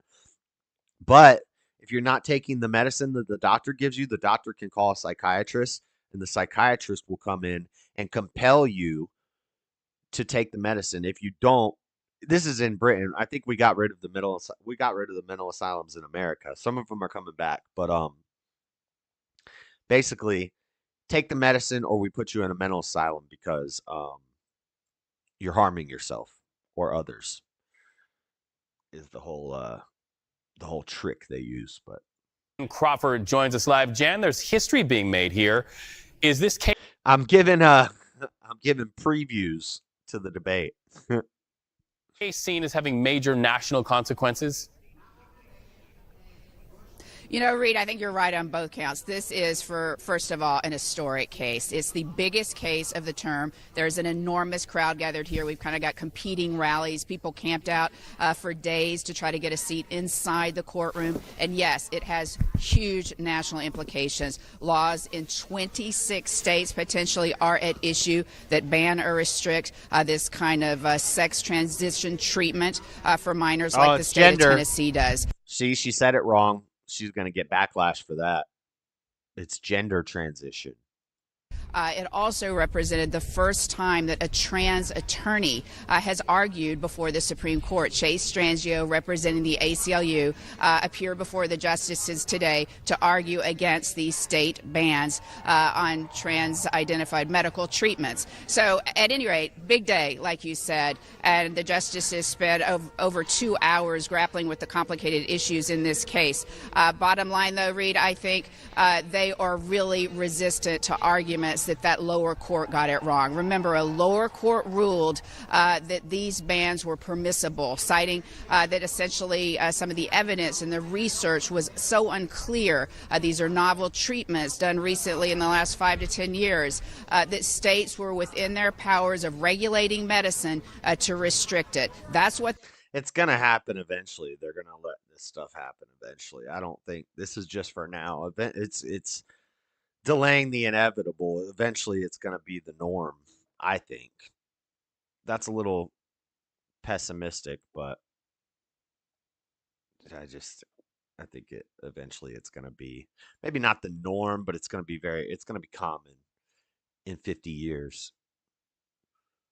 The Biden administration argued against today, and Mr. Strangio for the ACLU. And I believe, based on the arguments and the questions, they had a pretty hard road ahead of them. There were at least 5 justices who seemed very skeptical of those arguments, very concerned about expanding the court's power in some of these cases, because as the Chief Justice pointed out, as Justice Brett Kavanaugh pointed out, this is kind of unclear, and maybe this is best left to the legislative process. So I think right now it looks like these laws in 26 states restricting this kind of treatment are likely to stand. Based. All right. Looking like they're going to stand. I was looking for highlights from the hearing. We don't have any. It's just this lady talking. So we're going on that. Maybe in the after party. I don't know if anybody has timestamps. I can pull up the hearing, but it's like 2.5 hours. And you know how these hearings go. Sometimes there's lulls and boring points. And so I was looking for the highlights, the highlight reel from the Supreme Court hearing, but I couldn't find them. All right. That's it for the news. That's the main story news. We do have some more stuff coming up in rapid fire. Another big story, Syria. What's happening in Syria? We'll do a cursory glance through the information that we have so far. But next week, we'll probably go deeper into Syria if it continues to develop, if it doesn't just turn out to be a nothing burger. But first, before we get into rapid fire and talk about that, y'all know what time it is. It's time for the memes. Meantime, this is a Venn diagram. This is a cool ass Venn diagram. Look at this. Knife. What's this called? A shuriken? Throwing knife? Butter knife. Make a switchblade. But what's the commonality between knife that makes the butter knife? It's butter. Butter and knife make a butter knife. Fly and knife make a throwing knife. Fly and butter make a butterfly. Butter and butterfly, butter, fly, throwing knife, butter knife. What do they all have in common? A butterfly knife. This is the coolest Venn diagram I've ever seen. It works every way you look at it. Like butter and fly make a butterfly. Fly and knife make a flying knife. Knife and butter make a butter knife. Knife, butterfly make a butterfly knife.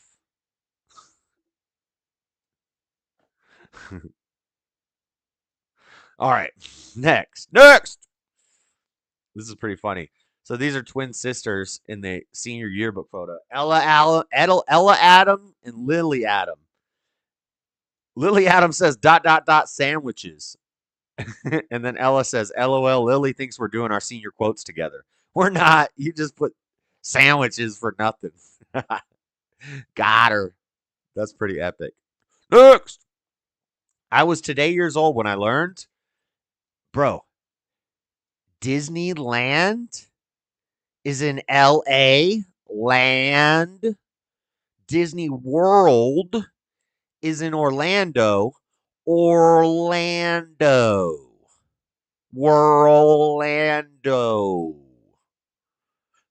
That's crazy. Did you guys know that? Fun fact. Next. Fun fact. Oh, another fun fact. Humans are deuterostomes. Human are deuterostomies, which means when they develop in the womb, the anus forms before any other opening, which basically means at one point you were nothing but an asshole. Some people never develop beyond this stage. There's 3 types of people in this world. Dicks, pussies, and assholes. Don't be an asshole. What's up, James? That's really messed up. Next. No, I'm sorry. What the heck have I just found on Etsy? No, I'm sorry. What the heck have I just found on Etsy? A Chernobyl humidifier? This thing's going to melt down. You're going to have fake radiation all over your house. You're going to have fake nuclear radiation all over your house if this air humidifier blows up. Next. Yeah, she voted Trump. Look at Jill. She's besmirched. Is that a word? Besmitten? What am I trying to think? She's smitten. She's smitten with Trump. Look at Jill flirting with the Don. Dang, you know she voted for Trump. Next. Grown men, why are you still playing video games? Says this e-thought. Based Ken says, the same reason you wear makeup. A nice little escape from reality. Thanks, Ken. Chad. Next. Nothing much to think about our upcoming debate. Well, cool. I'm going to be talking about psychology. Not psychology. I'm going to be talking about science experiments here in a bit. Interesting science experiments. And then I'm probably going to be writing it and working on it in the after party. So we're kind of doing like a after party debates prep stream. And you're more than welcome to listen. It's not a secret or anything. I'm not trying to secretly do research. You can see what I'm looking at. Me, anytime the government or the media says anything, I wasn't listening, but I strongly disagree. Sounds about right. How long is it going to be? I don't know, an hour and a half. Maybe an hour for the main stuff, and then questions and stuff afterwards. Probably be like a half an hour, 2 hours tops, I would assume. Next. It's no ma'am. Rainbow Frosty. There's a Rainbow Frosty. It's no ma'am. Next. Bill and Hillary back when they were just cousins. They murdered a guy. Who are the murderers? Oh, Clinton. He murdered a guy. Damn. Kissing cousins. Bill and Hillary. What the? That's Arkansas. Ken is apparently based. Yeah, Ken was based. Next. Trump announces plan to annex Canada and rename it Gay North Dakota. Gay North Dakota. Yeah, that's what they say. They say it's like North Dakota, but much gayer. Next. Y'all not ready for this combo. What? This is Jefferson, right? Is this Jefferson or who is this? This is Hamilton? Is that the $20 bill? Hold on. Is there a conspiracy here? Is Epstein? Dollar bill president. I should know this. Andrew Jackson. Andrew Jackson is Jeffrey Epstein? What's the story here, Stubborn One? You're going to have to fill me in on this conspiracy theory. Next. Biden signing Hunter's pardon. It's Jill. Jill did it. I need my soundboard back. I think we're going to get the soundboard back for next week. Next. I identify as a threat. My pronouns are try me. You know, that's a gangster statement.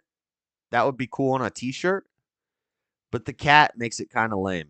Like, this cat doing in the picture. Cat's just chilling.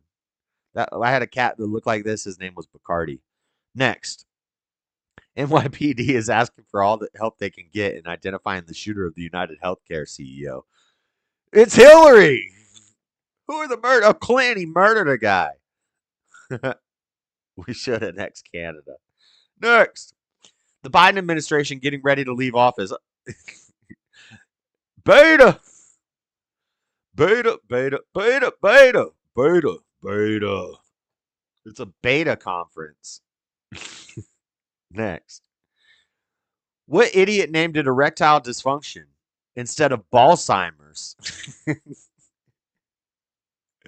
I got Balzheimer's. My balls don't know how, they forget how to work sometimes. Time traveling peds or maybe vampire peds. Was Andrew Jackson known for being not a good guy? I don't know much about Andrew Jackson. Balzheimer's next. Shut up. My dad works for CIA and can get your entire neighborhood addicted to crack. Watch out, little Susie. Watch out for little Susie. Her dad works for the Central Intelligence Agency. Next. POV, you go downstairs for a Pop-Tart in the middle of the night on January 20th. It's RFK's in my cabinet. He doesn't want me to eat processed food anymore.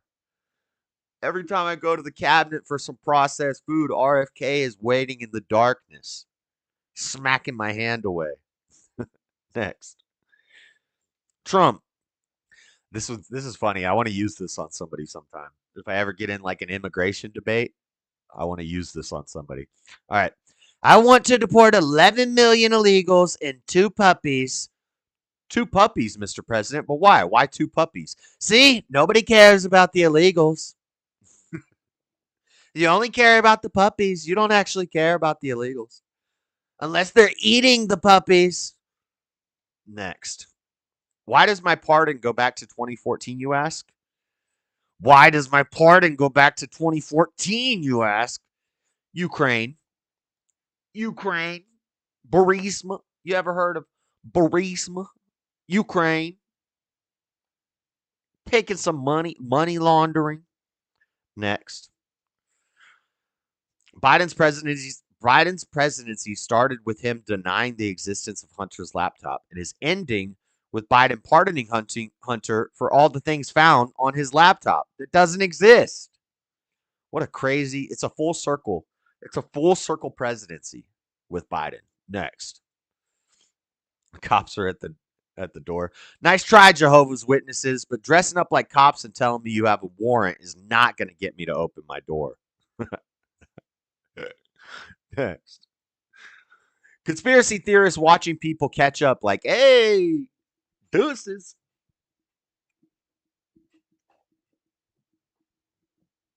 Deuces. We out. We out. Who was right again? Next. The people defending Joe Biden for pardoning Hunters because it's what a family man would do conveniently forgot about the grandchild he refuses to acknowledge. This little girl. I don't know her name. And I forget her mama's name. But her mama was a stripper. Hunter had a a child with a stripper. And she's pretty cute. And she wrote a book about it. She was on Piers Morgan. Cute little girl. That poor little girl's going to grow up to be a stripper. She's got no father. Her dad's a crackhead who denies that she exists. Well, no, her dad doesn't. Hunter talks to her, at least on the phone, when he's not smoking crack. But Joe doesn't even believe she exists. And her mom's a stripper. This poor little girl set up for failure. Next.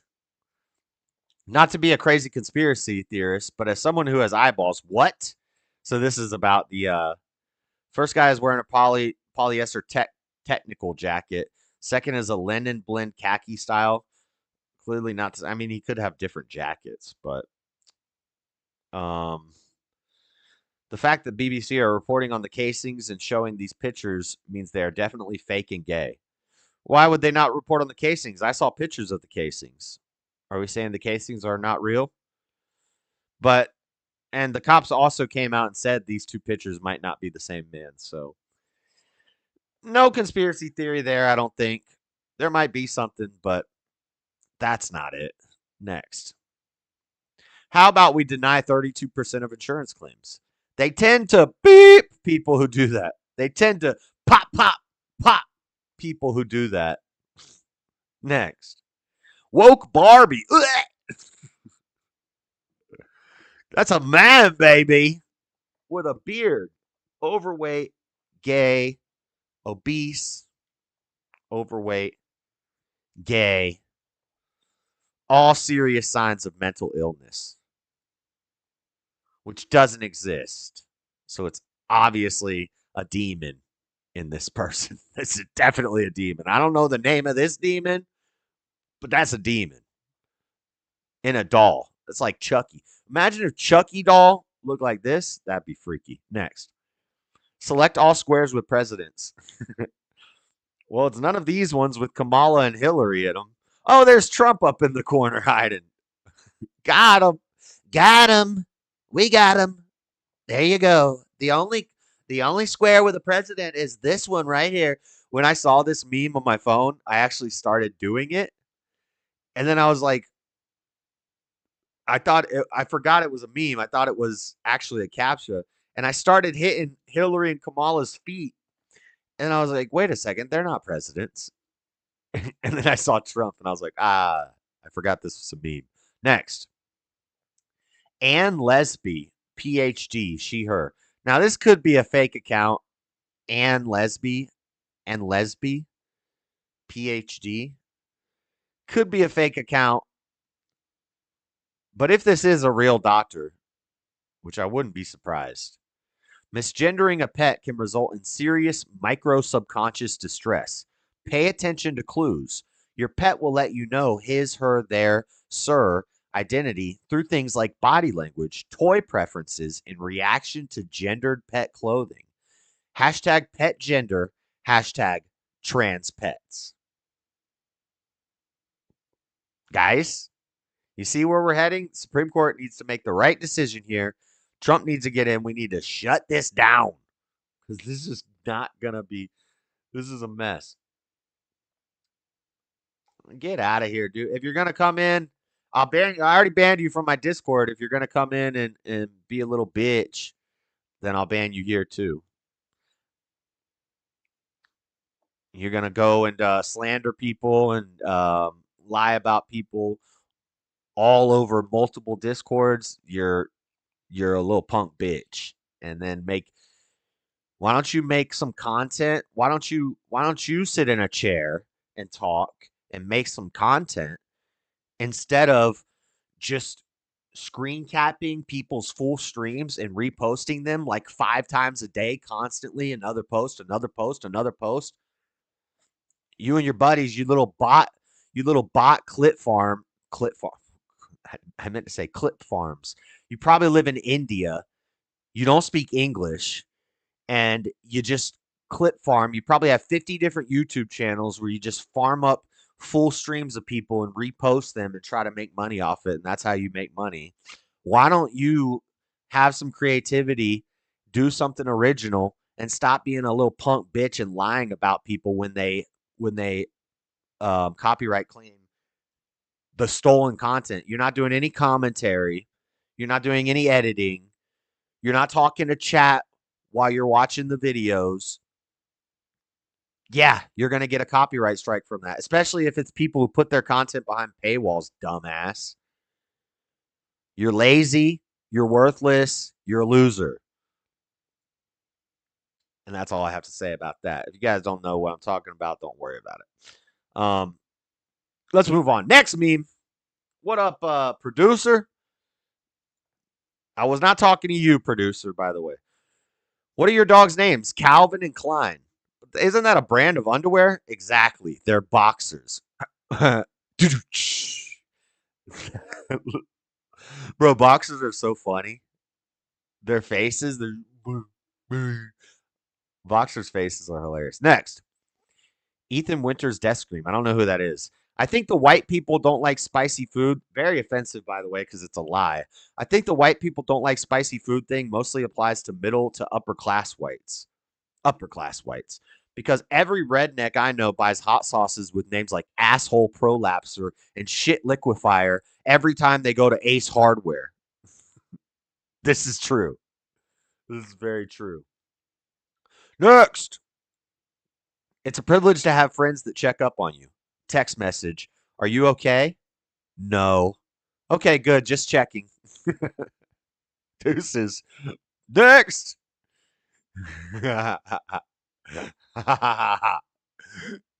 There's a big sale down at the Lego store. People are lined up for blocks. For blocks, Carl. People are lined up for blocks, Carl. Dad joke. Epic dad joke. I'm thinking about getting a Lego set, a Christmas Lego set to put together. I don't know. If I worked that overtime, I can just say that I worked overtime for a day so I could justify buying an expensive Lego set. I don't know. We need some Legos for Christmas, though, guys. All right, next. Speaking of Legos, look at Trump.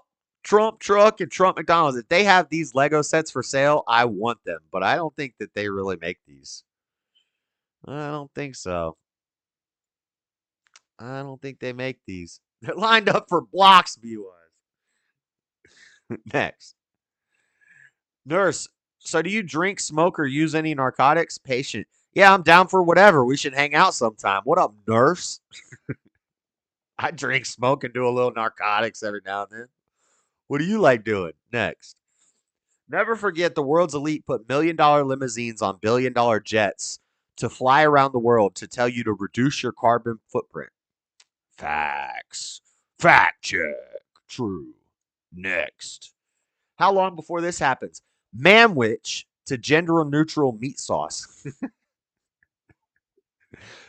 Yo, girl, you want some of this gender-neutral meat sauce? This meat sauce is not gender-neutral. Next. Bear breaks into Colorado house, plays the piano, but not very well. He's trying his fucking best, you bitch. The bear's... I mean, he doesn't have opposable thumbs. You can't expect him to play Mozart when he sits down at a piano for the first time. Jeez Louise. He's still working on Mary Had a Little Lamb. Next. Be your child's first bully. Stop being such a maggot, son. It doesn't say maggot, by the way. Stop being such a son. Cutting off his butterfly rainbow wings. Cut him off, Dad. Be your child's first bully. Stop being such a get, son. Next.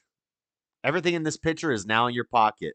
Camera, stereo, headphones, movies, video games, computer, typewriter, calculator, clocks. Not to mention the CIA, the FBI, the ATF, the NSA, the CCP, the DNC, MI5, the FIS, Mossad. They're all in your pocket.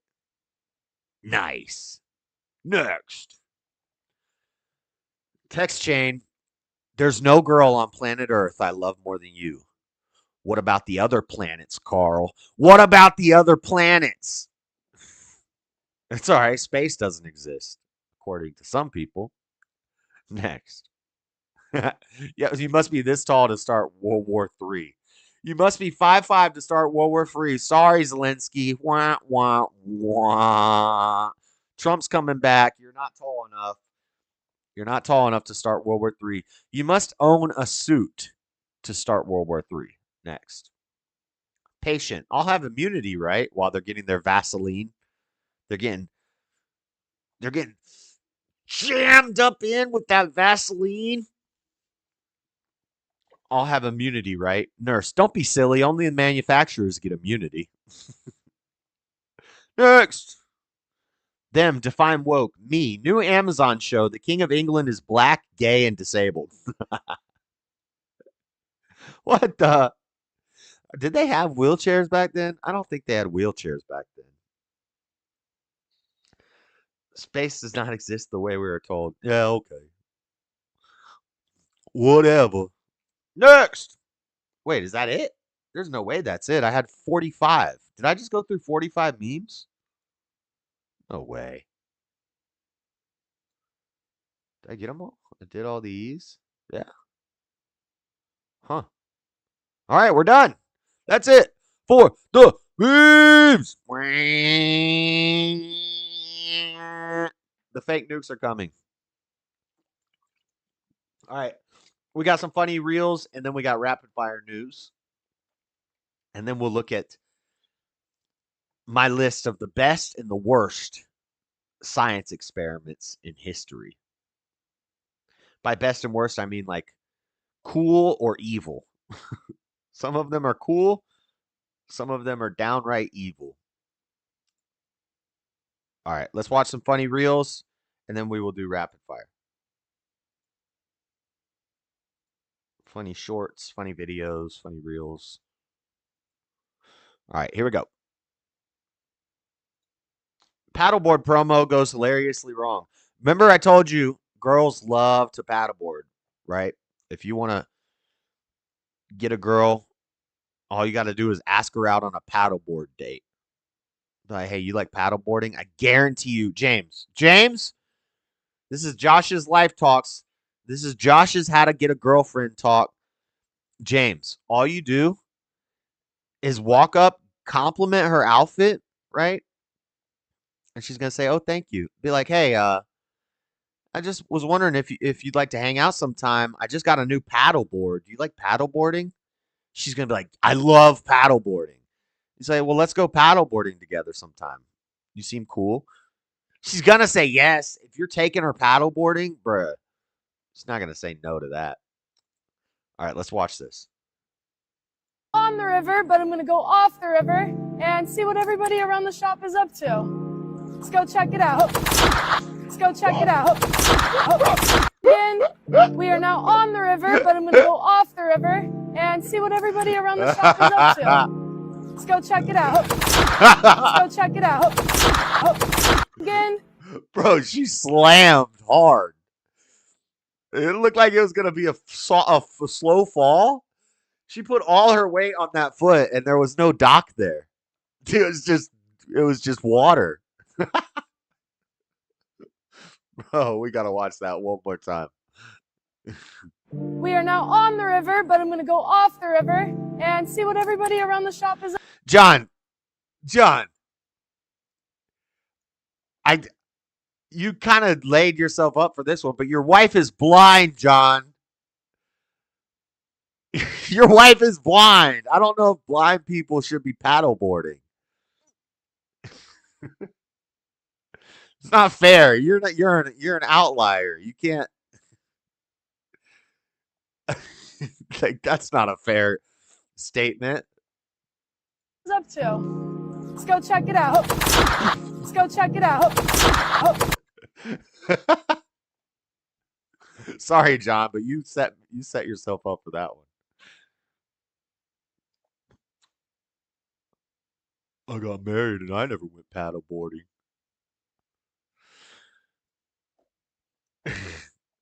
Okay, hold on. Barangkali kutirimi kwaru. Oh, you don't get to hear it yet. Okay. Mama. Aguacate. Barangkali kutirimi kwaru. Mama. Aguacate. Barangkali kutirimi kwaru. That's what it sounds like to me, baby. I heard the same thing. I heard the exact same thing, little baby. Mama. Aguacate.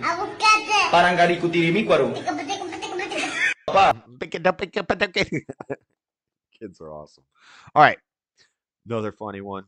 We got some feel good ones this week.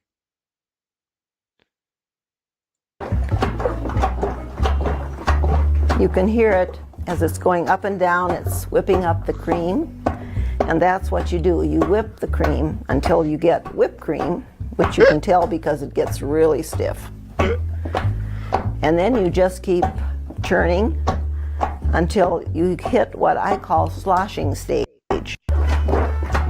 Sloshing stage? Grandma, what's good? What is good, Grandma? Yo, let me get them digits. Let me slide up in them DMs, Granny.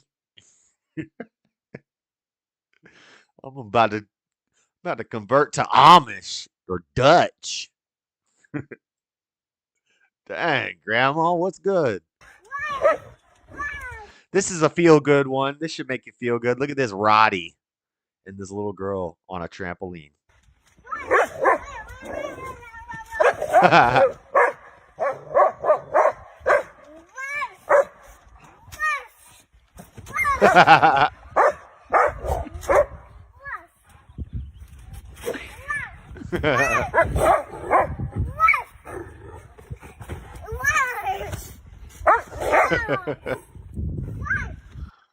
That's awesome. That's a cool dog. I've never seen a dog jump on a trampoline before. I thought that made me feel happy inside. The little bit of emotions that I ever feel, the lack of feeling in my life, that almost made me feel happy.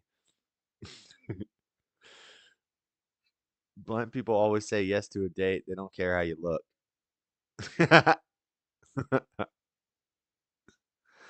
Blind people can paddleboard. Isn't it just like rowing? I don't know. It seems dangerous. It's like, I don't know. I don't know. Ask John. All right. Another one of these Bob Menery ones. This guy's so funny. Driving in, this is not going to end well. Get out of here, you little shit, as he stuffs the fuck out of that little 9-year-old. Big slam dunk from the big man there. Another rejection. I mean, this poor kid, he looks like he was born next to a fucking nuclear power plant. Either that or he's one of those characters you create at 2 in the morning all fucked up when you're playing NBA 2K. But he's actually real life. Doesn't even need to jump when he dunks the basketball. The final score of this game was 937 to 3. Look at him driving in here, the power. Nobody's going to stop this kid. And my favorite part right here. Obviously tall, lanky, can't shoot for shit, but it doesn't matter. Gets his own rebound and puts it home. No, it's not a stamp. It's and driving in. He got his own rebound. Stuffed the fuck out of that 9-year-old. NFT, Grandma, okay? And it's worth a lot. Okay. President-elect Donald. All right. Let's move on. Back to the news. Back to rapid fire news. You seen all these? You like those? Are so funny. Bob Menery. It is funny.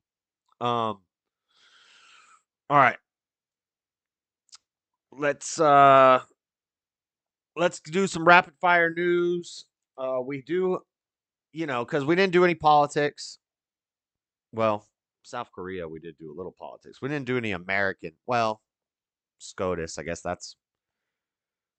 is that politics? That's law. Or that's, Anyway, we have a Trump update. Trump went on, what was it? Meet the Press? It was Meet the Press or something like that. I don't think the full interview has aired yet, but it's going to be a good one. Maybe it has aired, and if it has, maybe we can watch it in the after party if I can find the full thing. But here's some clips from Trump doing an interview on NBC, and it looks like a doozy of an interview. We'll do a Trump update on what's going on with Trump, and then we'll do a quick Biden update. Let's watch this. Donald Trump, his first broadcast television interview since winning back the White House. Moderator of Meet the Press, Kristen Welker, talked with the president-elect and joins us now. He doesn't like Kristen. He don't like Kristen. She was one of the moderators at one of the debates. Meet the Press. Kristen, he was clear about what he wanted to do on day one, but he also left some gray area as it relates to the potential targeting of his perceived political enemies. Hallie, that's right. We talked about that and more, covering everything from targeting of perceived political enemies, like Yoon Suk Yeol, like he's doing impeachments, like Yoon Suk Yeol. I don't know. Pardons for those who attacked the Capitol on January 6th, to his support for Ukraine, to whether tariffs would raise prices for Americans. And I asked him about his campaign promise to carry out mass deportations. Mass deportation. You've talked about prioritizing people who have criminal histories. Correct. But is it your plan to deport everyone who is here illegally over the next 4 years? Get them out. I think you have to do it. And it's day one. I'm going to need buses. Lots of buses. It's a very tough thing to do. It's, but you have to have, you have rules, regulations, laws. They came in illegally. The people that have been treated very unfairly are the people that have been online for 10 years to come into the country. When asked about members of the January 6th committee? Honestly, they should go to jail. So you think Liz Cheney should go to jail? For what they did. Everyone on the committee, you think? I think everybody anybody that voted in favor. Are you going to direct your FBI? Damn, that's a bomb drop right there. Everyone on the Jan 6 committee should go to jail. We're going to bring our boys home, ladies and gentlemen. We're going to bring them home, and we're going to put these people in jail. Let's go. FBI director and your attorney general to send them to jail? Not at all. I think that they'll have to look at that, but I'm going to focus on drill, baby, drill. When you say that, it carries weight, though. You've tapped these people to lead the Justice Department and FBI. They can do whatever they want. But the president-elect says he is looking to pardon people convicted for their actions on. I guarantee that was selectively edited. They can do whatever they want, and they cut it right there. What do you say after that? I need to see the full interview. January 6th. We're looking at it right now, most likely, yeah. Yeah, I'm going to look at everything. We're going to look at individual cases, yeah. Okay. But I'm going to be acting. Individual cases, that's important. So maybe if somebody was violent, they broke a window, they attacked a cop, maybe they don't get released. But the granny who was walking through, the people who haven't had a trial date set and they're just sitting in solitary 23-1 the whole time, they're treated differently, and they don't even know when their court date's going to be. A lot of them have committed suicide. He's going to let them out. Enrique Tarrio wasn't even there. Very quickly. He got like 22 years. He wasn't even there. Within your first 100 days, first day? First day. First day. Yeah, I'm looking first day. Mr. Trump also signaling a major shift in U.S. policy toward Ukraine. Should Ukraine prepare for less aid from the United States after you're sworn into office? Yeah, probably. You said you can end the war in 24 hours. You've even said you want to try to end it before you're sworn into office. I got the gun, the Ottawa gun buyback or whatever. I got that story coming up in rapid fire, stubborn one that you sent me in the memes. Some of your memes are like news headlines. And I think you do that on purpose. I think you don't expect me to use them as memes, but to look into them and then talk about them. So that's what I did. You're actively trying to? I am. Have you talked to President Putin? No, I have not. You haven't talked to President Putin No, I have since not. you've been elected? No. Nick Fuentes didn't even get time. He's actually got charged with battery today. I know Freddie, if Freddie comes in here, he's going to be like, you see, you were wrong. You see, your boy got charged. Nick Fuentes got hit with battery charges like yesterday or today for that thing that happened at his house, that crazy lady. And I said last week he's not going to get charged. There is no case. There still may be no case. We'll have to see, but 1 point for Freddie, I guess. He's going to, I told you. Well, I don't want to say that, but I haven't spoken to him recently. So you've spoken to President Putin since you've been elected? I don't want to say that. I don't want to say anything about that because I don't want to do anything that could impede the negotiation. And Kristen, tariffs have been another day one promise from President-elect Trump. Did you get the sense in your conversation that he will actually slap those new tariffs on some of our closest trading partners like Canada and Mexico? Or is this more of a negotiating tactic for him? It's a great question. He didn't rule out the possibility that they could be a negotiating tactic. The other interesting thing, Hallie, I asked him whether he can guarantee. Okay, I don't care about Kristen Welker's opinion.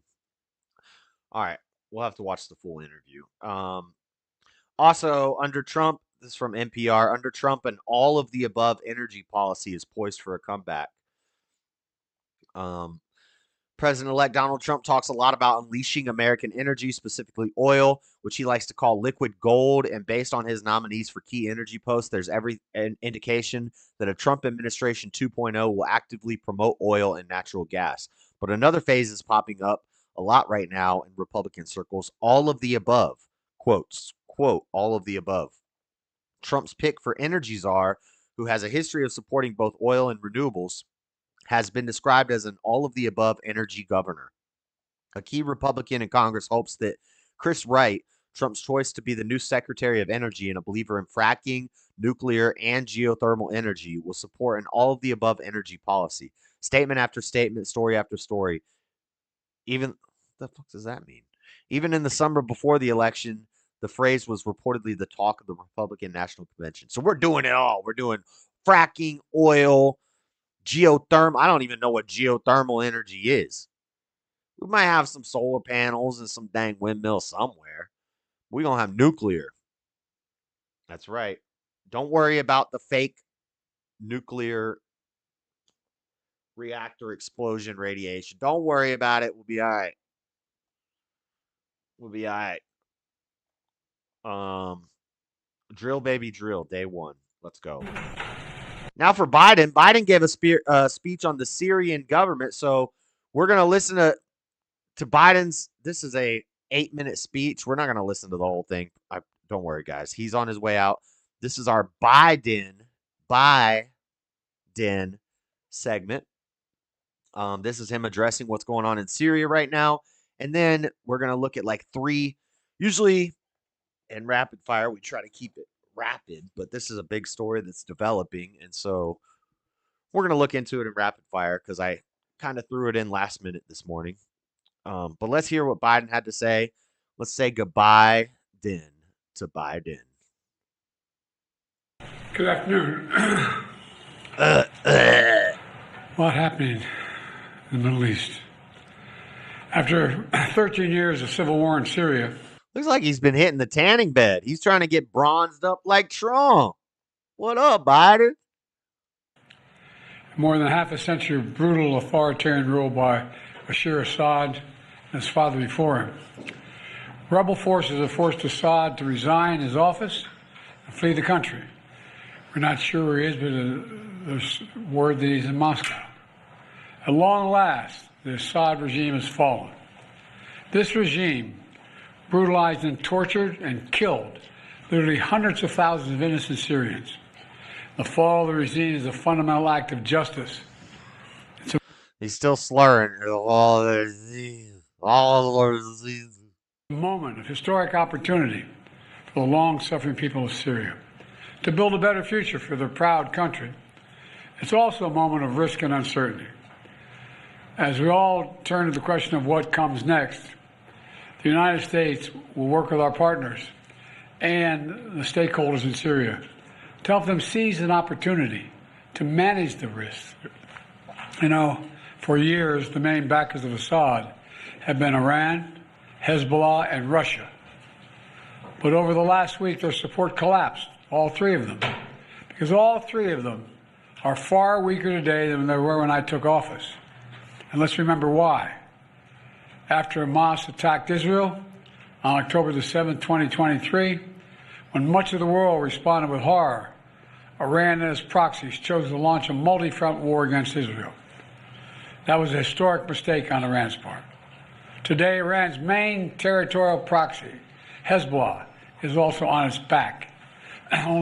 Okay, we're not going to watch all of this. I can't listen to Biden anymore. But that's him addressing. He's still mumbling and slurring his speech and stuff. Let's look at what's happening in Syria. From CNN first. We'll start with the least base, but the most, I don't know, popular, I guess. Not anymore. CNN's not the most popular anymore. These are live updates. Let's scroll down a little bit and we'll go backwards through the live updates. 7 hours ago. I'm just going to skim through these headlines. 8 hours. 8 hours and 28 minutes ago. 8 hours and 8 minutes ago, U.S. hostage envoy is in Beirut as part of efforts to find a freelance journalist held in Syria since 2012. Toppling of Assad's regime in Syria, a big loss for Iran, Middle East Studies professor says. U.S. is not reviewing HTS terrorist designation, but may do so in the future, State Department says. Collapse of Assad regime opens. New chapter in Middle East, Netanyahu says. U.S. has taken steps to secure. Going through headlines, we're going backwards for the last 8 hours. U.S. has taken steps to secure our embassy building in Syria, State Department says. Israel's presence in the Syrian buffer zone violates 1974 agreement, the UN says. White House Biden highlighted Jordan's key role in de-escalating tensions in region during call with King. Biden on the phone call with a king? Doesn't sound like a good idea. Syrian rebels call on Assad regime security forces to register with them. Civil defense group says it found no evidence of secret cells or basements in notorious Saydinaya prison. Inside Syria's Saydinaya prison, the symbol of industrial-scale torture and detention under Assad. Let's see if we watch The stream of families never stops, climbing towards Syria's most notorious Saydinaya prison, pushed on by reports that thousands of people imprisoned by the regime of Bashar al-Assad are still trapped alive in a section underground. The red section of the prison, they've been trying for days to reach it, Maysoon Labout tells us. There's no oxygen because the ventilation went out, and so they all may die. For the sake of Allah, help them. Is someone from your family in the prison? في حدا من عائلتك بالسجن هلا يعني؟ مين يعني؟ My 3 brothers and my son-in-law, she says. The roads are choked with cars full of people looking for loved ones. As soon as they see our camera, they approach, holding lists of names of those who vanished inside Assad's dungeons, never to be seen again. You have to get them out before tomorrow, this man says. They don't have food, they don't have water. Everybody's just started running. It's not clear if they have managed to get into this part of the prison. My God, my God. Bro, I want this lady's job. This would be so interesting. This would be so cool to get to travel around and do journalism stuff. The woman prays, my God, as the crowd surges towards the prison. They shooting. So it looks like they think They shooting. Oh, made you look. You a slave to a page in my rhyme book.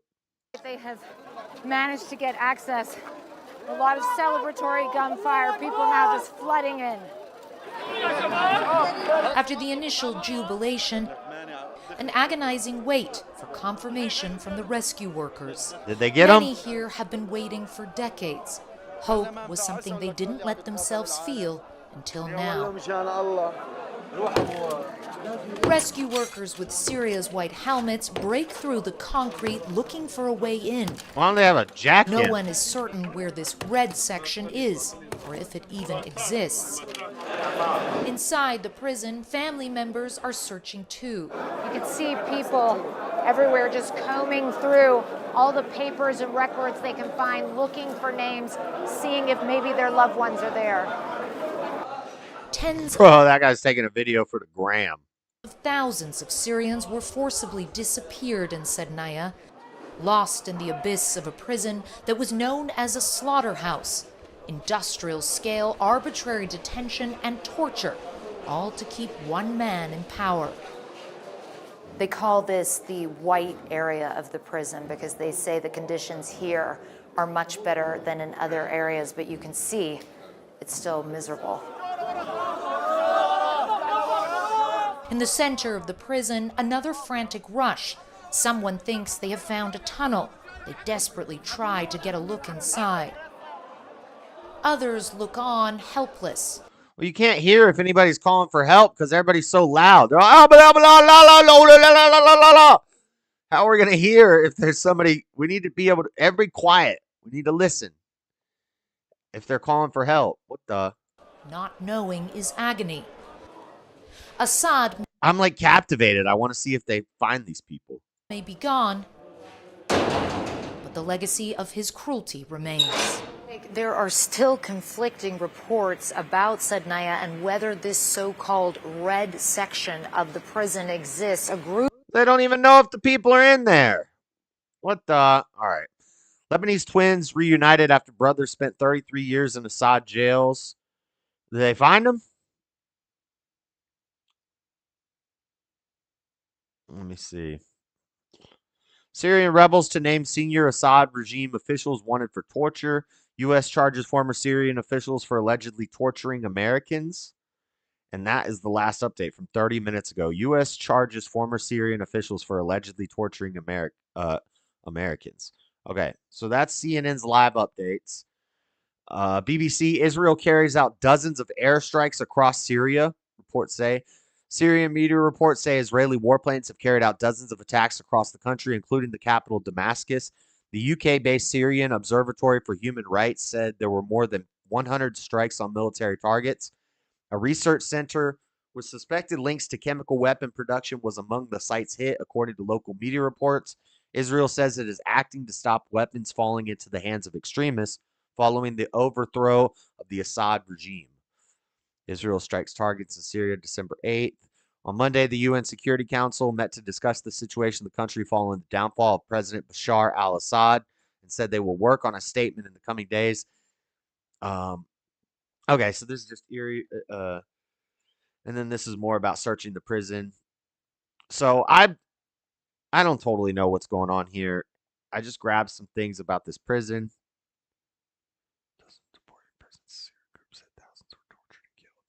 So Israel is dropping bombs on Syria.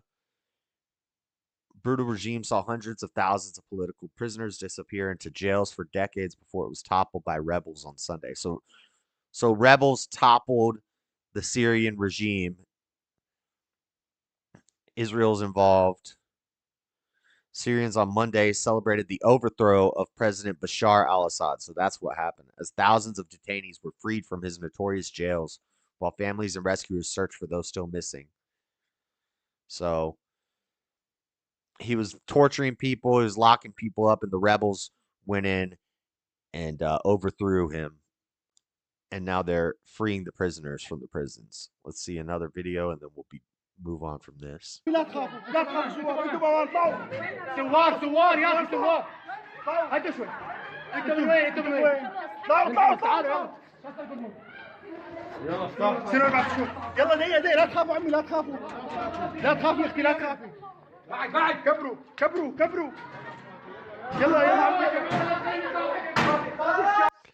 Please don't be afraid. You can go now. We're part of the revolution. Calm down. Don't be afraid.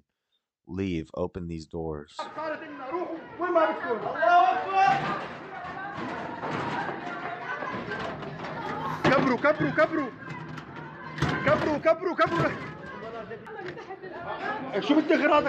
Amnesty International said Syrian authorities had been responsible for the organized killing of thousands of people in custody at the Syndaya military prison since 2011.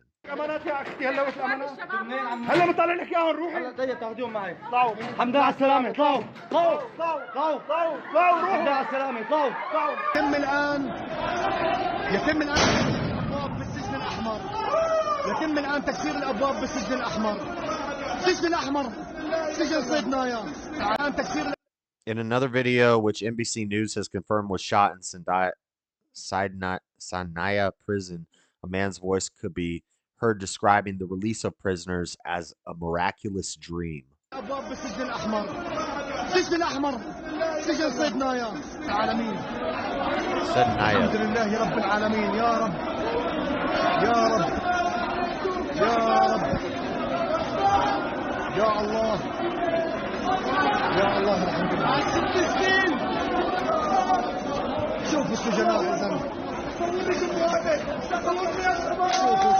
This is crazy. Could you imagine if, like,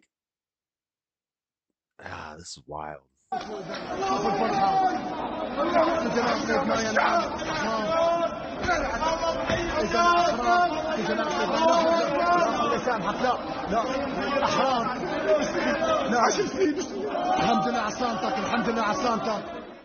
Wow, that's wild. So some of them have been locked up for 20 years being tortured, and then just a revolution happens and they take out the government, and then they just show up and they free you. Could you imagine how those people feel? That's wild. I don't even know if they deserve to be in there or not, but it's still powerful seeing that. That's crazy. All right. So we'll see if there's more to this story. Maybe we'll talk about it more next week after I have more time to look into it. I didn't really have a lot of time today. This is like today this is happening. All right. Couple more stories in rapid fire news here. Community rallies for beloved eagle after swallowing a fishhook. A bald eagle in South Jordan, Utah, swallowed a fishhook.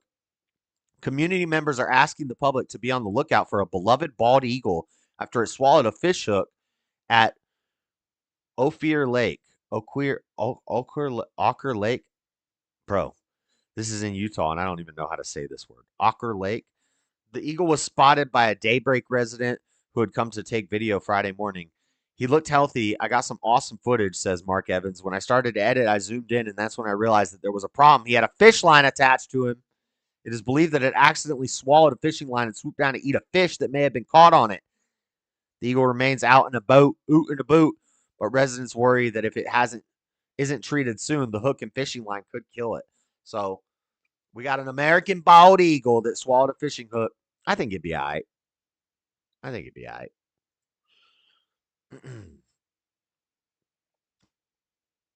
All right. Daniel Penny acquitted. I was gonna do a update and say the trial is happening and the jurors are deliberating. When I woke up, results are in. Daniel Penny has been acquitted. Let's go. So you can still kill. I'm not going to say that. So you can still get away with killing a. Okay, I'm not going to say that. That's messed up. That's a joke. But veteran Daniel Penny is acquitted in New York City subway chokehold case over Jordan Neely's death. A Marine veteran who used a chokehold on an agitated subway rider was acquitted on Monday in a death that became a prism of different views about public safety, valor, and vigilantism, and racism. It was about, they didn't even say that in the article, but it was all about racism. A Manhattan jury cleared Daniel Penny of criminally negligent homicide, which if it had happened, why wouldn't it be a hate crime? I'm sure they probably wanted to call it a hate crime.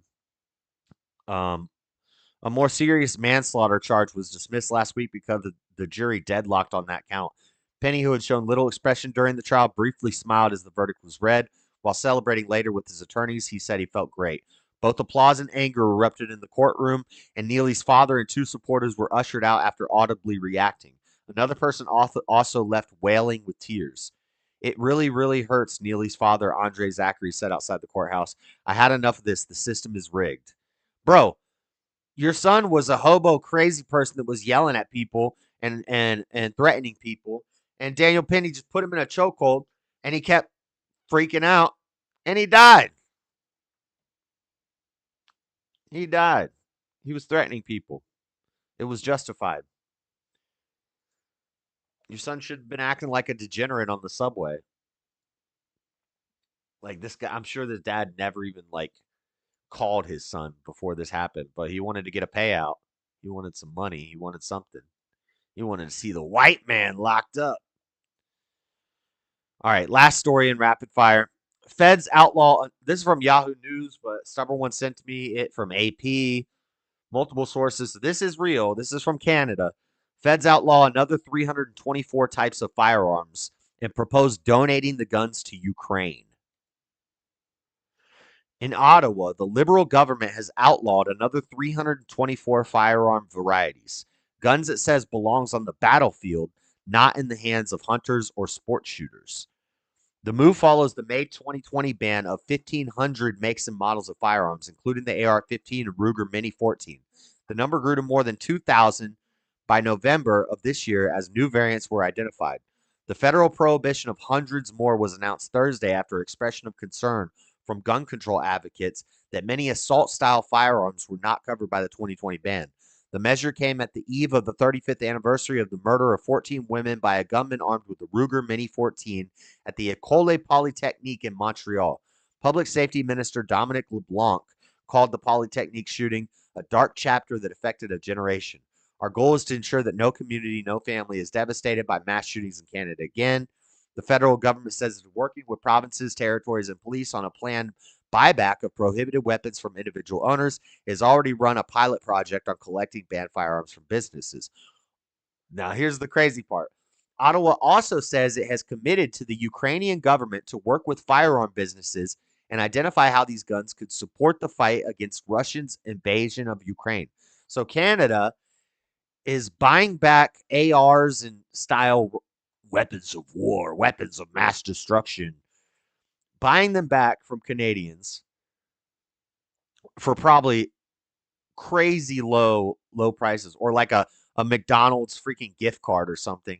We did these in one of these voluntary buybacks here in Salt Lake City, and they were given like $100 Smith's, which is the grocery store, Smith's gift cards for a gun. Any gun. You get a $100 Smith's gift certificate. It's crazy. Even if it's like a $600 gun, here's a $100 gift card for groceries.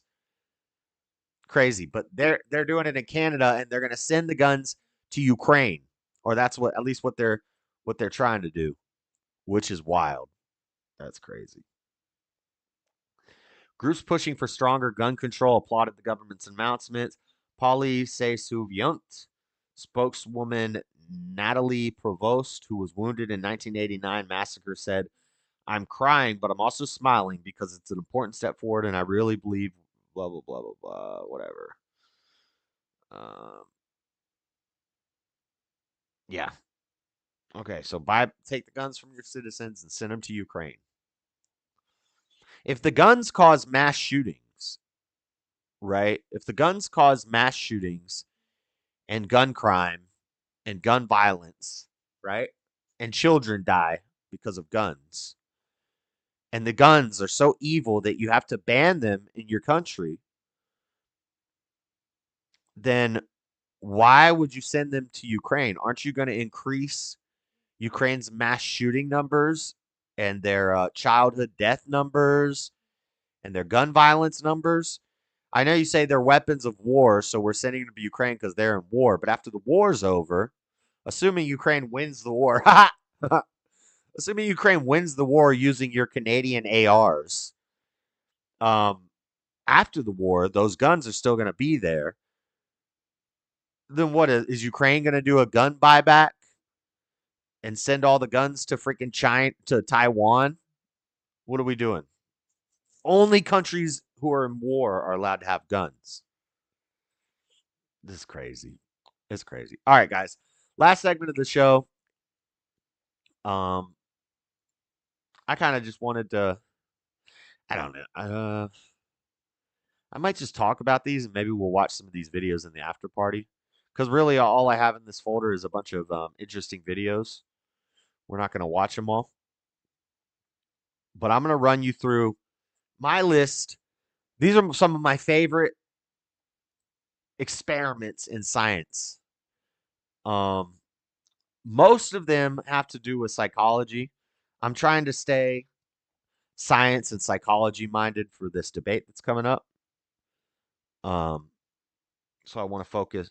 I'm interested in all sorts of things. If I'm in politics mode, I'm in politics mode. But now I need to be in science psychology mode instead of politics mode, instead of, I don't know, theology mode.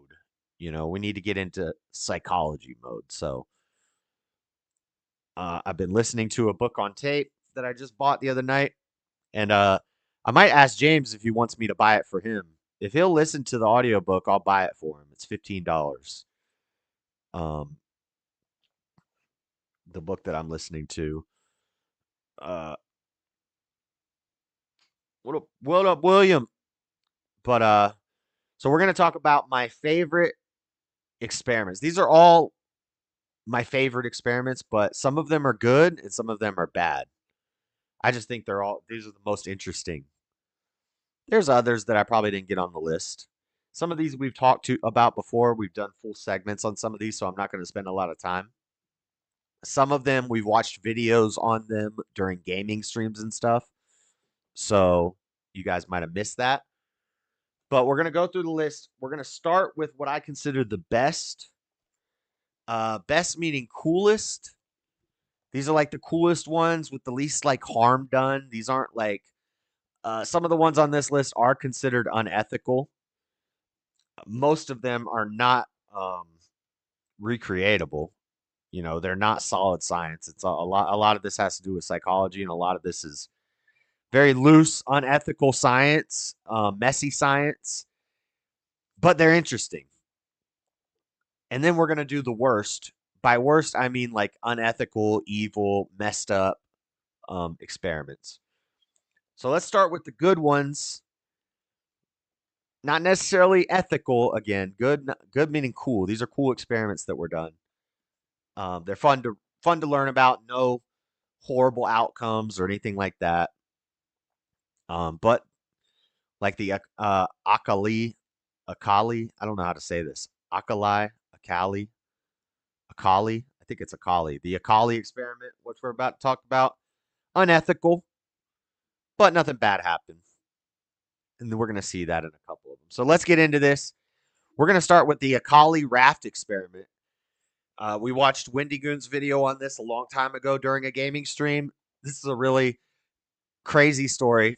So this is 1973 social experiment aimed to investigate interpersonal relationships in conditions of limited space and social isolation. So this Mexican anthropologist, Santiago Genovese, was a crew member on a boat, and he was a crew member on Thor Hydraul's Ra expedition. The participants showed a restraint towards aggression, which frustrated Genovese and led him to start to try and create conflict, and at one point took command of the float. Despite these attempts, the group remained peaceful. Okay, so this Mexican researcher builds this boat raft thing, and he takes a bunch of people on it, and his idea is that people, when they're isolated for a long period of time, his hypothesis is there's going to be conflict, and they're going to start fighting and having sex with each other and all this other stuff, and it's just going to come degeneracy on the ocean, and everybody's going to be trying to kill each other or have sex with each other. Turns out his hypothesis was incorrect, and the people worked great together, and they all didn't like him. He was the only one on the boat that nobody liked. They all became friends, and they just didn't like him, and he really didn't like that, and it's pretty funny. But Wendy Goon has a full video on this. We are going to watch, and I think we played it during a gaming stream, like I said, but we're going to play 5-minute history. So this is a 5-minute clip. This is one of my favorite science experiments because it's cool. The results totally the opposite of the guy's hypothesis, proving that he didn't know what he was talking about, which is typical for people in social and psychological fields. They don't know what they're talking about ever. So he was totally wrong, but it was still an interesting experiment. Let's watch this video. Where's my audio? Is there audio on this?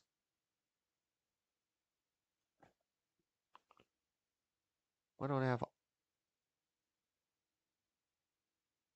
Oh, there it is. No, this is the robber's cave. Ah, here we go. There's no talking in this video, so I'll just talk over it. This is the raft he built. And he puts all this people on it. I don't think there's any audio. As this. Oh, there's. To participate in an expedition such as this, do you believe that it's necessary to be a big adventure? Well, it's not so much the adventure. Yes, I do believe, because you cannot make an experiment like this on land unless it's a jungle, because people can escape. But on a raft for 3 months, you know you cannot escape and you have to put up. And I think we want to see how much really a human person can endure in such circumstances with the danger and knowing that you cannot get away for at least 3 months. I think this is necessary. So a lot of people in a congested space, nowhere to go for 3 months. His theory is it's going to either turn into sexual degeneracy, orgies happening nonstop, or everybody's going to start killing each other. He was totally wrong. They got along fine, and everybody was great and happy on the raft, except for him, because nobody liked him, I think. If you're completely ripped. I don't know who this guy is. Get off of my screen. Just before we get started, I do want to thank I want to find another better video that's short, though. The problem is they're all pretty long. I think Wendy Goon's video is like an hour long. Has anybody heard about this in chat?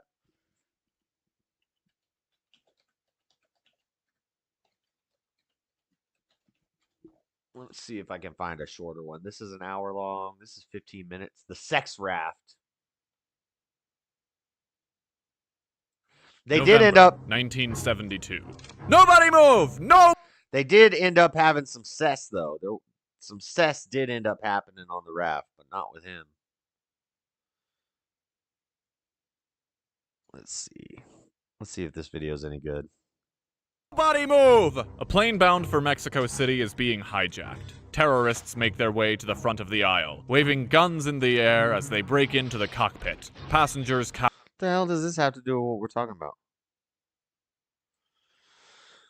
What if you discover a root cause of human violence and scientifically demonstrate the principle? To world peace by building a raft and sailing it across the ocean. It may seem crazy, but this was the 70s. All you needed to achieve fame in psychology was grab a bunch of college students and ask, dude, what would happen if we put them in a prison and made them fight each other? The plan was simple. We'll get to the Stanford prison experiment here shortly. That's in the bad category. Santiago had found that certain male apes would use violence to claim ovulating females. Therefore, humans, same thing. I mean, you'd kind of have to assume that violence is unique to straight guys, or else ignore the existence of women, gay men, and most non-binary folks, but it's the 70s, that shouldn't be too hard. To prove his hypothesis, he would assemble from across the globe and without a common language a group of 20-somethings that he found personally attractive, and stick them on a raft for 3 months, which meant that objectively they would all try to bang. And when they all wanted to get down with each other, the 4 men would have to compete over the 6 women. Wait, hang on a second. Well, the point is, it would be really sexy, and they would all get pent up and awkward around each other. And then if anybody did the deed, he made sure there was a priest on board so they'd feel super guilty about it. And that would bubble over into violence. This is psychology. Santiago placed ads in a bunch of international newspapers, and finally, he assembles his crew of raftees at the Canary Islands. Among these poor unfortunate souls was Maria, the first woman from Sweden to graduate with a professional sea captain's degree. Did they volunteer? Yeah, he put an ad in the paper. And I don't think he told them that it was an experiment. I think, which is also another reason none of these experiments are replicatable, is because it's not real science. But anyway, Santiago had specifically gone searching for a female captain, not because feminism, but because he wanted to make the men on board feel emasculated by taking orders from a woman. Listen, I'm sorry, it's just science. Taking orders from a licensed captain makes you a cuck. She arrives and is a little concerned with the raft's condition. It has no motor, a pitiful sail, hardly any ability to steer. It just kind of floats according to the wind and the currents. And she's the captain, so she pretty much takes control of the ship and then like assigns duties to everybody. And the guy who's conducting the experiment just becomes the loser on the boat, and nobody likes him, and he sits in the corner the whole time while this girl like runs shit, and she like gets things done. They build a better sail, they fix the boat up, and by the end they're loving life. Not what he hypothesized. Santiago tells her, I mean, I know it's dangerous, but don't worry. I don't think the crew has realized it yet. Oh, and no, Dean, they do not end up eating each other. Did I mention literally no one besides the captain had any sailing experience? Also on board, a photographer named Eske, who joined the boat thinking he'd be documenting the experiment, not participating in it, and a woman named Mary who was escaping an abusive partner who'd nearly killed her, only to find herself on a raft where the researcher intended to light a powder keg of constant stress and danger with sex-fueled violence. Aside from those few highlights, Santiago also did his best to make sure everyone had some desperate reason to get back home if things got hairy. I.e., lots of people married with kids, that way maybe they'd have a reason to turn on each other at the last minute. You should have seen the job interview he put them through just to get on the boat. It started off pretty normal with questions like, so, how do you handle conflict? What if someone confronted you about an issue on the raft? And then quickly devolved into, would you kill one of your fellow crewmates? What? No! What would drive you to kill somebody? What might push you over the precipice into the dark abyss of the human psyche? This is an awesome video. I'm going to subscribe to this channel. What is this? History Abridged with Jack Rackham. This is pretty good. We'll drop them a sub. I can watch this. Raw animalistic furor we try so hard to suppress. They hadn't even made it out of the harbor before Captain Maria's boyfriend tried to put the kibosh on the whole thing. Hey! Hey! Oh, thank God. Babe, have you actually read this contract? Why? What's in it? You basically gave all your rights away to Santiago. Like, all of them. Hi, my name is Arina, and I would like you to give...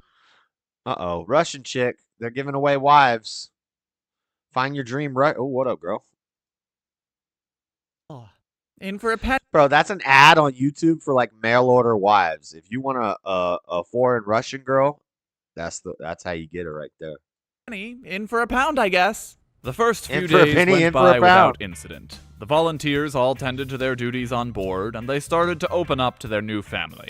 The only odd part of their routine was Santiago passing out his daily questionnaire, trying to gauge everyone's private thoughts. Stuff like, who do you feel closest to? Who annoys you the most? If you could get rid of one of the others, who would it be? And how do you like my raft? It's pretty good, huh? And then, as the days go by, the coastline fades away, and the birds in the sky disappear, and the only thing for miles around is the yawning chasm of the sea. Everyone's just having a good time. The lack of privacy was a bummer, but the raft floats along all on its own, so everybody takes the time to relax with a nice book and enjoy the fresh sea breeze over the summer air. So Santiago takes away all the books. They're banned. They're ruining the experiment. No more books. He book banned them. He's like, oh, these people have too much to do. You can't read books on here. I need you to fight. Fight! And now he waits for every fleeting touch, every sensual glance to build until the crew is taken by a crescendo of uncontrollable lust. They're singing songs. They're playing games and laughing and singing songs. Santiago eventually has to confront one of the girls on board while... And there is video from this raft. I'm surprised he's not showing any of the video. They did take video while they were on it. They had a guy documenting it, a photographer on there. So there's pictures and video, but he's not showing it. She's alone and ask her, "Would you be willing to have sex with No, no. No, not with me. With the other men on the boat. Please?" No. He starts spicing up the questionnaire. "If you could become intimate with anyone on board, who would it be? Have you thought about them often?" He thought it was going to be an orgy boat. I think one couple did end up having sex on the boat, though. Do they know? And then one day, ship meeting, very important science conversation. Now, as you all know, we are here for a very important reason, and I think you are all forgetting that. This could be the answer for violence, for prejudice, for hate. We could be looking at peace on Earth, so I need you all to get busy. Now, I have with me your confidential questionnaires, and Jose Maria, you are unanimously the hottest guy on this boat. Edna very much wants to have sex with you. Now, Edna, Jose Maria said you were the most annoying woman he has ever met. Discuss. Unfortunately, So he starts revealing all the stuff from their questionnaires to him, telling all the secrets. What a douche. discuss is all they did. They talked about their feelings and they worked it out. Now, that isn't to say nothing ever went down on the raft. Santiago noticed that Edna was looking interested at Charles, and maybe that would be his window into the soul. And finally, the two hooked up, and Edna is cute. then a couple Edna could get it. nights later, she also hooks up with Eske. Oh shit, Edna's a hoody ho. And oh, here we go. Drama's happening. This is War für mich nicht aus Liebe, sondern mehr aus. For me, it was not about love, but about friendship. Yeah, she just wants to have sex with him. And the guys are like cool with it. They're like, whatever. Guter Freundschaft. It's the 70s. And Santiago goes, "No, no, no! You're supposed to be competing! There is no free love on my sex raft!" It's been maybe 50 days, and Santiago is concerned that his crowning glory of an experiment is turning up nothing. When reading aloud everyone's private thoughts didn't ignite enough aggression in the group, he starts making things up. He'd whisper into people's ears in the dead of night, "I heard Jose Maria thinks you're a bag of." I don't know. If you want, this is the shortest video I found. If you watch Windy Goon's video, he goes much more in depth. I think he shows the ad in his video. It didn't even matter anymore if they were mad at each other or just mad in general. He started throwing buckets of water in people's faces, slinging racist attacks, because how is he supposed to solve world peace if they don't start hitting each other? Well, that's why nobody liked him. The only person who ever seemed to get aggressive was Santiago himself. Besides risking the biggest move in his career, something about having to take orders from women, it just didn't sit well with him. When the captain warned him they would be passing through the Caribbean in hurricane season, Santiago tells her, "Risking our lives is part of the experiment. You know how it is. You signed the waiver. Sounds to me like you care about getting home safely more than Captain is cute too. Well, he picked attractive people, he said. doing proper science." Yes, I am. Well, there's your problem. Or when the rudder broke and the only licensed scuba diver on board tried to fix it, Santiago stepped up to say, No, this isn't a job for a woman. I'm in charge here. I'm going to do it." Honeybook completely changed. I remember Windy Goon talking about that. He goes and tries to fix the rudder even though he's not a scuba diver, and he breaks it worse. So, anyway, well, we're close to the end. Let's just get through it. I'm a photographer and independent.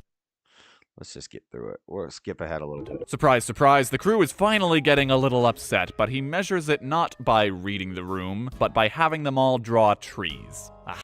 Maybe if they had to, Eske could bump him overboard. And maybe everyone could get together and overdose him with Edna's medication, Agatha Christie style. Anything could happen at sea. Only a couple days later, the crew awoke to see a mountain on the water, a fully loaded freighter bearing down on them. There's no response on the radio. Manly man Santiago starts freaking out. If this thing hits them, they are dead. Period. Only Maria steps forward to give orders. She can't do much, but she can do something. They steer the raft as far away as possible and light up a signal flare and wait. barely, just barely, the freighter turns and passes them by. The crew once again started listening to the captain that took them out of life-threatening situations. As Mexico finally appears on the horizon, the crew spends their final days cheering and singing and dancing, and Santiago lies sick in his bed, pondering life and death and how his was the only behavior that might have put himself and everyone else on the wrong side of that line. When the raft finally washes up on the shore, he holds a final meeting. Ladies and gentlemen, we've made it. And I want to say, I think, despite everything, I think this experiment was a success. Although I think maybe it says more about me than about humanity. Santiago, that's really... So I apologize if I offended anyone, okay? Maybe I'm not a qualified captain, but in my defense, I was never impolite about anything. Okay, adios. I hope you all bought plane tickets. I hope you all bought plane tickets home. Okay. All right. So that is the Akali raft experiment. That's a fun one. It's fun. It's fun to look into. It was interesting, but unethical. Unethical. So not really good, but it is cool. So next we have another one that is considered broadly by psychology to be an unethical experiment that was done. This is the Robbers Cave experiment. I have it on my cool list, my good list, because this is done to children who can't consent, but nothing nefarious ends up happening to them. Nobody gets hurt or anything like that. It's an interesting experiment they did to try to demonstrate group conflict between groups, how people develop group identities, and then the group will conflict with other groups. But by the end, they see that the results aren't exactly what they expected either. This is the Robbers Cave experiment. Check this out.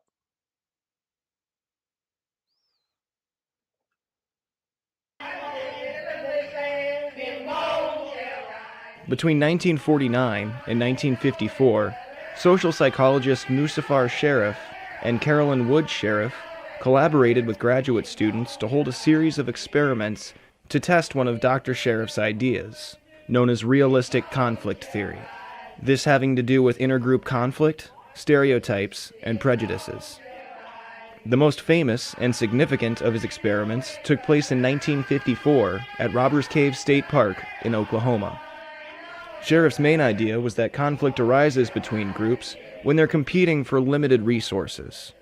This hypothesis had important implications as the Second World War had recently ended. The experiments involved 22 Arkansas state line. Conflict arises amongst groups when they are competing for resources.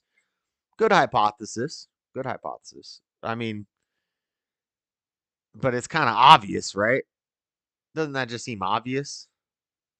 children between the ages of 11 and 12. None of them knew each other previously, and all came from similar backgrounds: middle class, white, and Protestant. The experiment had three stages, the first being a bonding stage. Before the two groups were made aware of each other, they were encouraged to bond and create social norms by engaging in activities such as swimming and hiking. Here the groups took names, the Eagles and the Rattlers, and developed their own cultures and cultural norms. The next stage was the competition stage, lasting 4 to 6 days. I gotta run to the bathroom. I'll be right back. I'll just let this play. I've already seen this. In this stage, there was to be friction between the groups, and as such, a series of competitions were arranged. These competitions included baseball, tug-of-war, and touch football, among others. The winners would receive a trophy, medals, and pocket knives. There was no alternative prize for the losers. The Rattlers, who had developed a norm of toughness and aggression, became emphatically confident in their success. They put Rattlers' flags on the baseball field and made threats about bothering them. The researchers then manipulated situations where one group would gain at the cost of the other. What started as verbal aggression between the groups soon escalated further. After one of the baseball games, the Eagles burned the Rattlers' flag. The next day, the Rattlers raided the Eagles' cabin, flipping beds and stealing personal items. Soon, fistfights would break out, and the researchers had to physically separate the children. After the end of the conflict period, don't you guys miss the old days when you could do experiments with children and give them pocket knives for rewards in the experiment? Where it was announced that the Eagles were the winners, there was a reducing friction period. The groups were asked to characterize the other group, and it was found that there were profoundly negative characterizations, while holding their own group in high esteem. What are some modern examples of why it should be gone, JS? Examples of why what should be gone? Experimenting on unknowing children? What are some examples of why psychology should be gone? You don't get that. You don't listen. You can ask me that in the debate, James. If I say something in my stream on my own that you can use or you can learn and prepare with, that's fine. But you don't get to ask me questions relating to the debate and then I'm just going to answer them. You can ask me that then. During this time, the two groups were brought together to engage in non-competitive activities. Sheriff believed that simple contact between the groups would not reduce friction. Instead, there would need to be common, superordinate goals to accomplish. In one event, the boys were to watch a movie together, but had to chip in money of their own. They worked together to decide the splitting of the money. They also had to work to fix an issue with a water tank and the water supply at camp, which the researchers had arranged. Likewise, one of the trucks delivering food became stuck and had to be pulled out by the children working together. At this point, the kids had come together, no longer as enemies, but as allies with a common goal. So it showed that you can divide people and you can reunite them. Musafar and Carolyn Sheriff had successfully demonstrated realistic conflict theory. Normal boys became their own cultures and showed that conflict for limited resources can lead to prejudiced attitudes and discriminatory behaviors. While simple coexistence did not eliminate these prejudices, working together towards something better for both groups did. Oh, so we learned that we can more easily control people by determining what is societally acceptable and normal. Interesting. Isn't that interesting? Controlling people through behavioral norms. Commies. All right. So that's the Robbers Cave experiment. Nothing bad happened. Actually, a successful experiment. But later it was deemed unethical and also unreplicatable, like most of the experiments from back then. 75% are not replicatable. But how come they don't do these today? If they do, I never hear of them. Because they're unethical and because they're not real. They're not replicatable. They're not real science. But I'm not going to get into that tonight. There's psychology's currently in what's called the replication crisis, and they're figuring out that 75% of the experiments over the last 120 years lifespan of psychology cannot be replicated, which anybody who knows anything about science knew that from the beginning. We've always known this. You see that in America today, not all boats can have. You see that in America today, what controlling the masses by controlling what behavior society deems normal. I know. Yep, we do see it in America all the time. That's the intent. That was the point. That was the point of all of this stuff of psychology. It's Marxist. All right. Now, let me see. We did Robbers Cave. We talked about the Osh conformity experiments not too long ago. on the show. We did a whole segment about them, so I'm not going to go deep into them, but I think those were pretty cool, interesting experiments. Also considered unethical and not replicatable. But interesting experiment. More so see, these are not like these experiments do not show individual results. These are how we control groups of people, which is different. It's not actually it is psychology because it's behavior. And so it's social behavior. So it is psychology, but it's not individual. It's for groups. It's they do this to learn how to control groups. The Osh conformity experiment showed that people will usually go along with the crowd.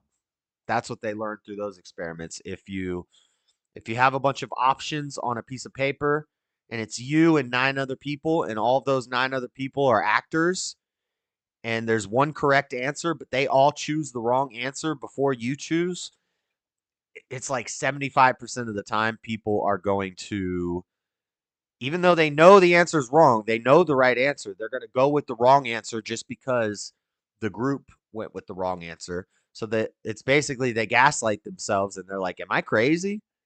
Am I seeing this wrong? And then you end up picking the wrong answer just because everybody before you picked the wrong answer, even though you know the right answer. It's an obviously the wrong answer.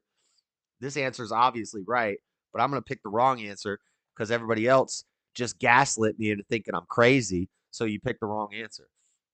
And that's what the Osh conformity experiment showed. But we've talked about those before, so I won't spend a long time on that.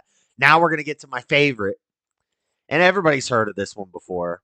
Everybody knows about this. We did a segment on this years ago on the show. One of the coolest experiments, one of my favorite. If you think experimenting with mice is wrong, then you would say this is unethical. I don't think at the time it was considered unethical. People have debunked it and saying that the results aren't accurate, but I think the results are pretty accurate, except humans aren't mice. But it does show a lot about society and social behaviors. We're going to talk about the rat utopia experiment. Not the nature of love. That's a different one. The nature of love. Is this on my... Yeah, I have this in the bad one. Actually, I'll put that in the good one.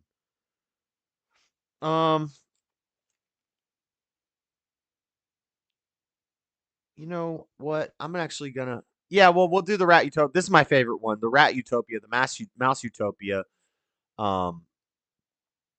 Basically, this guy, I forget his name. Whatever, they'll say it in the video. This doctor put all these mice in this giant thing with all these different sections sectioned off. He put all these mice in there.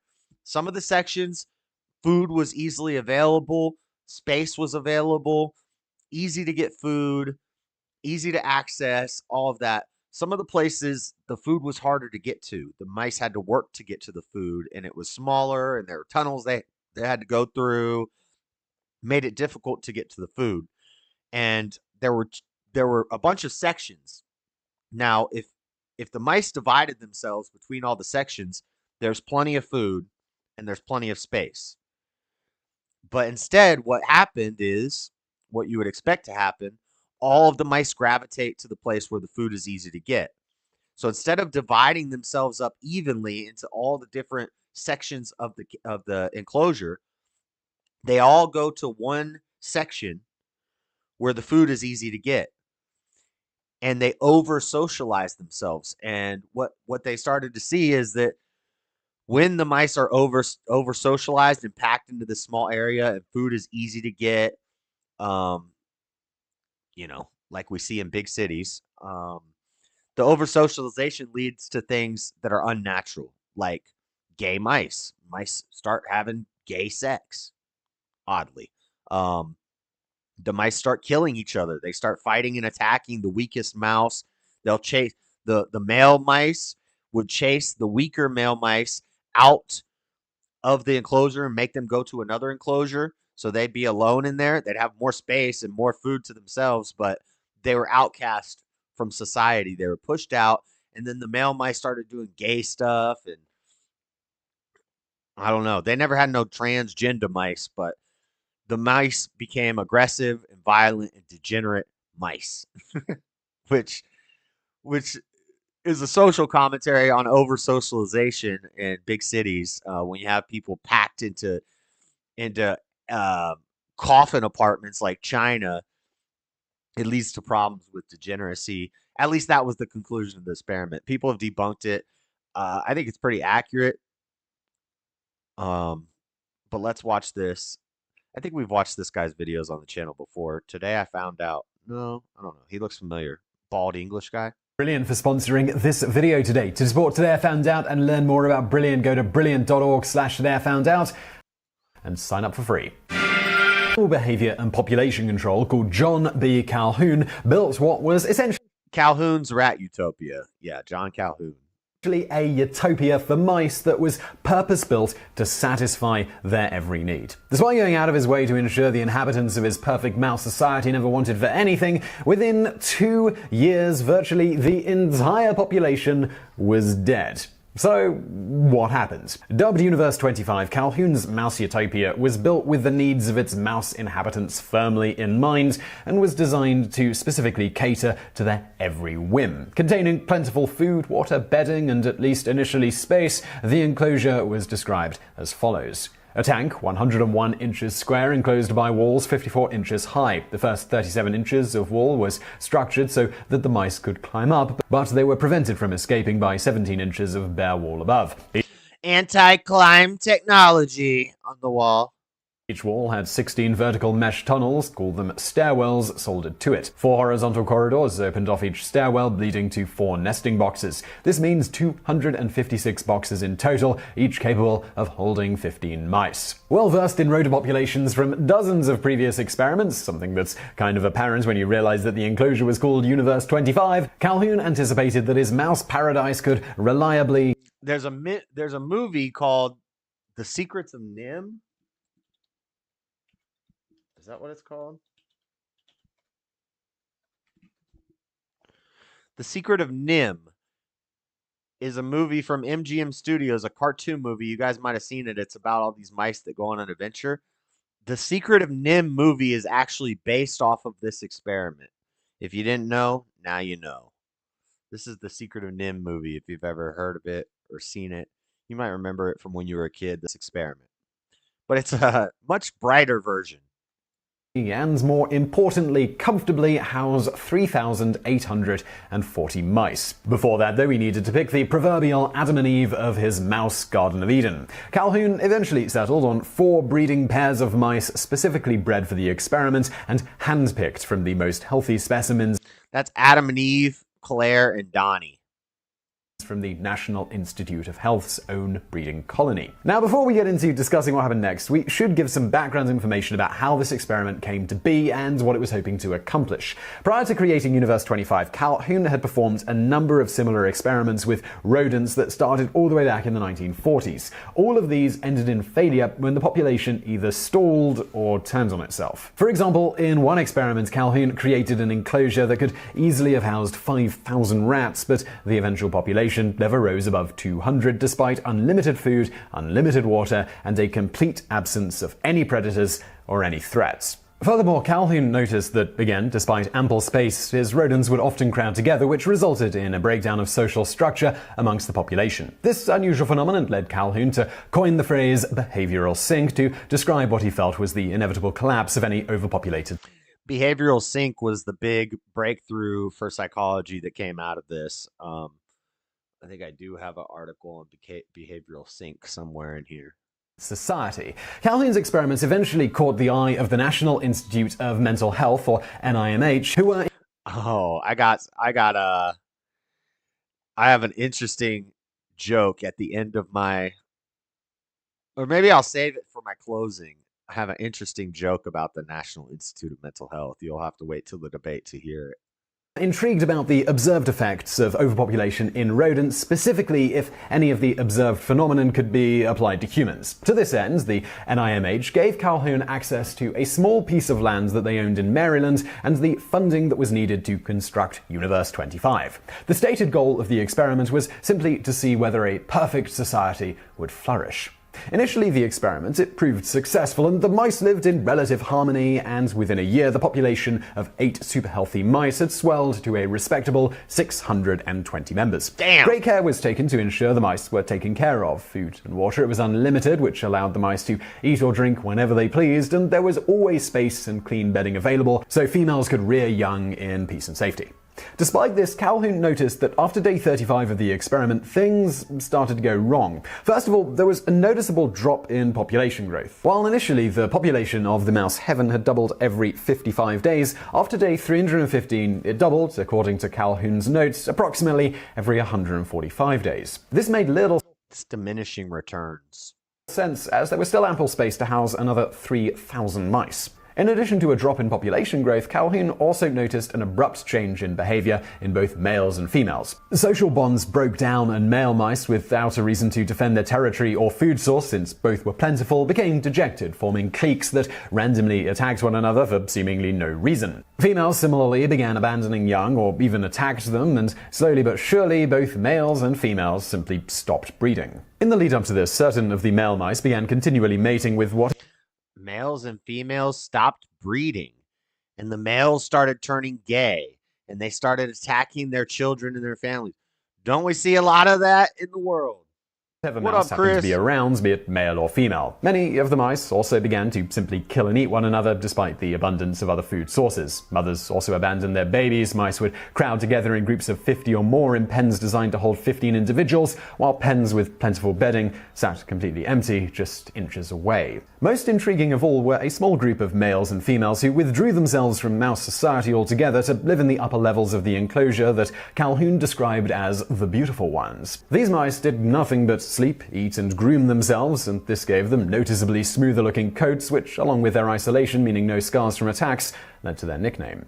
They seemingly lost interest in all meaningful social bonds and refused to interact or mate. The last birth in Universe 25 took place on day 600, and from that moment on, the population, it slowly dwindled. Even when the population rescinded to levels where the mice had previously flourished, they refused to breed or go back to their old way of interacting. They trained themselves through over-socialization and laziness, comfortable laziness, which we see in America. When you don't have to fight a lion for your food anymore, that's when you start dealing with depression. You don't have time to be depressed when you're running from a lion. Like people who are fighting wars and starving to death and have to work, go hunt for they don't have time for depression. Depression comes from comfortable laziness. The rats were so comfortable, and they didn't have to work for anything. They didn't have to deal with predators. They didn't have to sneak around and watch out for the owl that might eat them at night, gather food for their children. They were comfortable. They became lazy, and they just stopped breeding. They became degenerate, lazy rats. A few months later, all of the mice were dead. Calhoun noted that although the population had survived for many months afterwards, it had effectively died on the 315th day, the day the social bonds broke down, stating, "Their spirit has died the first death. They are no longer capable of executing the more complex behaviors compatible with species survival. The species in such settings die." Calhoun saw his experiments as a warning bell for humanity, with his belief being that overpopulation would inevitably lead to social collapse and thus the extinction of the human race. Others have taken a less nihilistic view of his work and believe that his results are comparable to what would happen in a human society, as, after all, we are slightly more complex and self-aware creatures than mice. Yeah. That said, what's often lost Right, that's the problem is these are mice. You have to remember these are rats we're talking about. in Calhoun's work is what came after, in which he continued to research and tweak environment. But I think when I talked about this a long time ago, one of my points was humans are not animals, but when when you have a godless society, then humans basically are animals. We act like animals, and if you don't believe in any higher power or in God, then we basically are animals. I mean, most naturalists or secularists, they're going to tell you that humans are animals. We're just animals. So if humans are animals, then this experiment is valid. But I don't believe humans are animals, but that's because I believe in God. If you take God out of everything, then we probably would just start eating our babies, and I mean, well, stuff like this already happens. So God is the main differentiator. Mental variables to try and find ways to keep the mice from going down the extinction path, even as the population density grew. And in fact, he had some success at this. For instance, in one case, via simply encouraging creativity in certain mice by various means, giving them a sort of... Okay, we've done this before. We've gone over this one before in depth a couple times, so I'm not going to spend more time on it. This next one, I don't know if I have it on the bad list, but I don't necessarily think it's bad. It's unethical because they're doing it to monkeys, and it's showing some kind of weird, dark stuff. But this one's kind of neutral. I wouldn't say it's like an evil experiment. But it was kind of messed up because one of these monkeys doesn't get food. So Harlow's Nature of Love. Harry Harlow was the scientist here, quote unquote scientist, refers to a landmark paper titled "The Nature of Love," published by psychologist Harry Harlow in 1958. That's why I said scientist, where he presented his research findings on the critical role of contact comfort in the development of attached and affection, demonstrating that infant monkeys preferred a soft cloth surrogate mother over a wire mother that provided food. So they get this monkey. Now this leads us on to the... They get this monkey. They put it in a cage with two fake monkey dolls. One of the fake monkey dolls is made out of wire. It doesn't really look like a monkey at all, but it has a little nipple that gives the monkey milk. So you got a wire, fake, robot-looking monkey, but you get food from it. Or you have a monkey that's soft and cuddly and looks like a real monkey, closer to a real monkey, and it's comfortable and it's soft and it's warm, but it doesn't give any food. And the monkeys will choose to go with the soft, cuddly one that they can cuddle up to and hold tight over the one that gives them food, to the point where they won't even eat. They won't even go to that weird-looking thing, even though that's where they get food from. They're going to stay with the comfort of the mother doll monkey, quote unquote mother monkey. And people said this was kind of unethical because some of these monkeys weren't eating. I don't know if this is a super bad one. It is interesting. I'll put this on neutral, but let's watch this video. Oh, it's 15 minutes long. Do we have a shorter one? We got to get through this show. Expectancy of the infant, as without a caregiver, food and security are not secured. But what if we could boil the mother-child relationship down to its basic components? Perceived security, comfort and nourishment. That is what today's topic sought out to explore, the nature of love. Although the experiments did not test the human mother-child bond, it did try it out on one of our closest cousins. I must warn you of the subject, whose studies became a fascinating and sometimes controversial dive into animal psychology. Before we get into the animal psychology, can you even do animal psychology? Animals don't have a mind. They don't have consciousness. Well, you can't even do human psychology. So how are you going to do animal psychology? That don't even make sense. Experiments in the late 1950s. Our story starts in Fairfield, Iowa in 1905 with the birth of Harry Israel, the third of four brothers. In 1924, he began to study psychology at Stanford University, but the team soon noticed the psychological subjects would experience severe stress and anxiety when the diapers were removed from their cages during routine cleaning. Harlow and his students were fulfilling the infant's physical needs, but the team soon noticed the psychological deficiencies from nursery rearing. He also noticed that the infants that were mother-reared but socially isolated from other monkeys also showed strange behaviour, either being introverted or aggressive when introduced to others. With the infants taking comfort from their cloth diaper cage linings, Harlow thought that this was due to the lack of a maternal figure, and would become the basis of a new experiment. The concept of the monkey mother would begin the monkey mother, the surrogate mother experiment, to form in 1957, when Harlow covered a wire frame in a rough shape of a monkey with a diaper cloth. The new test apparatus.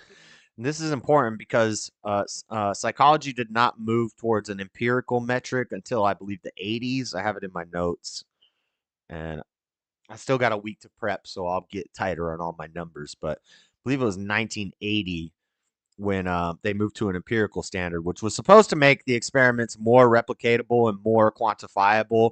But it actually failed because now you can meddle with the p-value, and there's countless examples of totally fake experiments that were peer-reviewed and published in journals. And 95% of the experiments published in peer-reviewed psychology journals are successful experiments because the people aren't submitting their failed experiments, first of all. And secondly, with the p-value, making you're able to mess with the numbers. P-value basically to make things to make the experiments more what's the word I just said? It starts with an E. Empirical. To make psychology more empirical, they started using math and p-values. P-value of less than 0.5 means 5% failure rate in the experiment. Now they can start messing with the math of the p-value, and you adjust things so that you get the right result that you're looking for, but that's not scientifically valid experiment. This was thought to be the minimum requirement for a rhesus monkey in terms of contact comfort. Now this leads us on to the monkey mother experiment and Harlow's famous paper, The Nature of Love. Ad. It's an ad. Battle tanks. Of neonatal and infant monkeys to an artificial inanimate mother. The study would create two types of monkey mother surrogates, boiled down to the basic components that a monkey infant would want: warmth and nourishment in the form of radiant heat from a light bulb and a single teat for milk dispensing. The first mother was a wire frame formed in a way to be adequate to provide postural support and nursing capability. The second was made from a wooden block with a sponge rubber covering, which was then itself wrapped in a tan-coloured terry cloth. Both were capable of providing milk and were warm. The only No, not a racist monkey, a chocolate peanut butter monkey, a Reese's monkey. difference was the comfort element of the mothers, one being able to be cuddled up to and the other not. Both were designed with maintenance efficiency in mind. Thus, this thing does not even look like a monkey, though. Both of these things look creepy. This is why this is unethical. Look at this little baby monkey's freaking out right now. It's like I either got this robot thing that feeds me, or I got this weird thing, but at least it's snuggly. Only had one teat per monkey, and were able to have their warming light bulb replaced easily, with little interaction between the test subjects and the technicians. For the initial experiment, both surrogates were placed inside cages of 8 newborn monkeys. 4 had the cloth mother lactate and the wire one not, and the other 4 had the opposite, so the wire mother could lactate. And this is their version of a control. And the cloth one could not. Initially, during the first few days of the newborn's life, they were hand-reared until they were able to explore the surrogates for milk. Reese's monkey. After which, for a few more days, supplementary hand feeding was done until the newborn could fully feed off the surrogate. For the first 14 days of life, the cage floor was warmed and had a cloth lining. On the 15th day, the comfort flooring was removed and the proper experiment began. with the amount of time on each mother recorded. The monkeys were free to go to either mother if they so chose, with the lactating cloth mother unsurprisingly spent most of the time on their surrogate, using her as a source of affection and comfort. What was interesting though was the group that had the lactating wire mother. As the monkeys got older, they spent less and less time on their feeding surrogate and instead went to the cloth mother for comfort. During the experiment, it was seen in the long term that the monkeys with the wire mother that could feed would increasingly spend more time, up to 18 hours a day, on their cloth surrogate, spending on average under 1 hour per day on the one that could give them food. This meant that the infant monkeys were preferring the contact comfort and perceived affection. In all cases, regardless of which one provided the milk, the monkey would prefer the cloth mother for cuddling, proving that at least in the study that the mother-baby bond wasn't just created from nursing, but instead the capability for love, and that it overwhelmed any other variable. Another 8 months. Just saying love when talking about a monkey.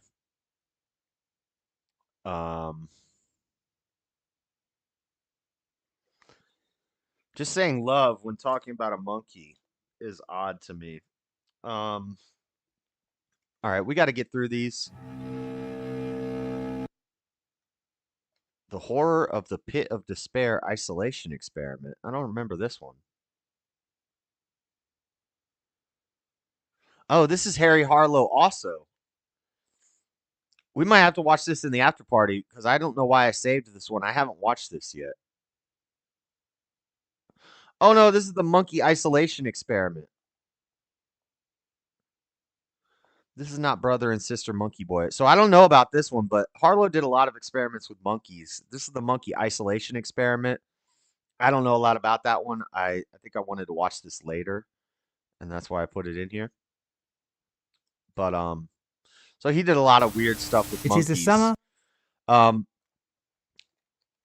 Now on the dark side, some that we've talked about before. I got lobotomies and MK Ultra on the list.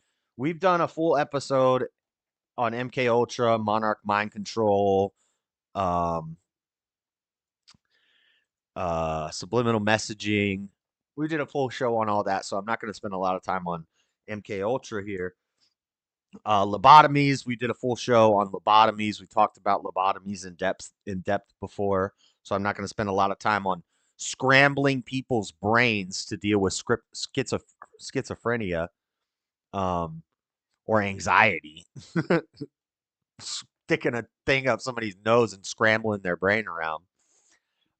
We won't talk about those two too much, but those are on my list of evil, bad experiments. So we're done with the, maybe unethical but cool experiments. Now we're moving on to the bad ones, the MK Ultra, the lobotomies.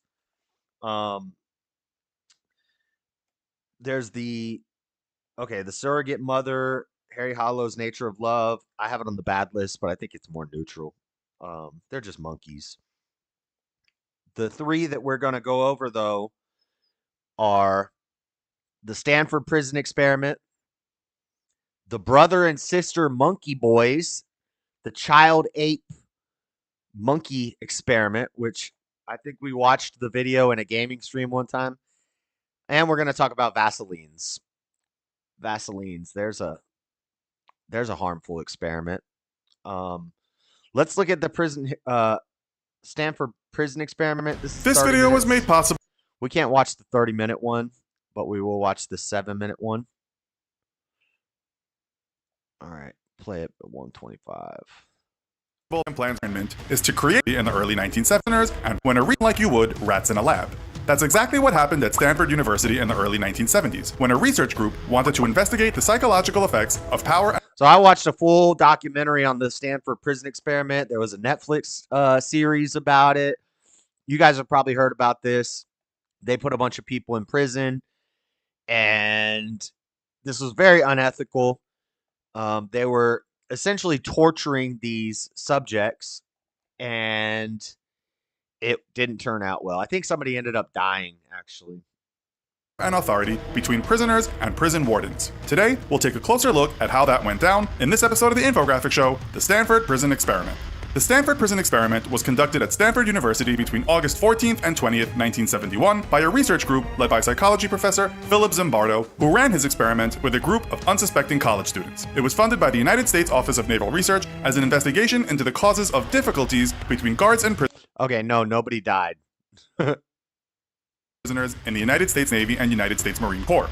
The aim was to investigate how readily people would conform to the roles of guard and prisoner in a role-playing exercise that simulated prison life. In particular, Zimbardo wanted to find out whether the brutality reported among guards in American prisons was due to the sadistic personalities of the guards or whether it had more to do with the prison with power.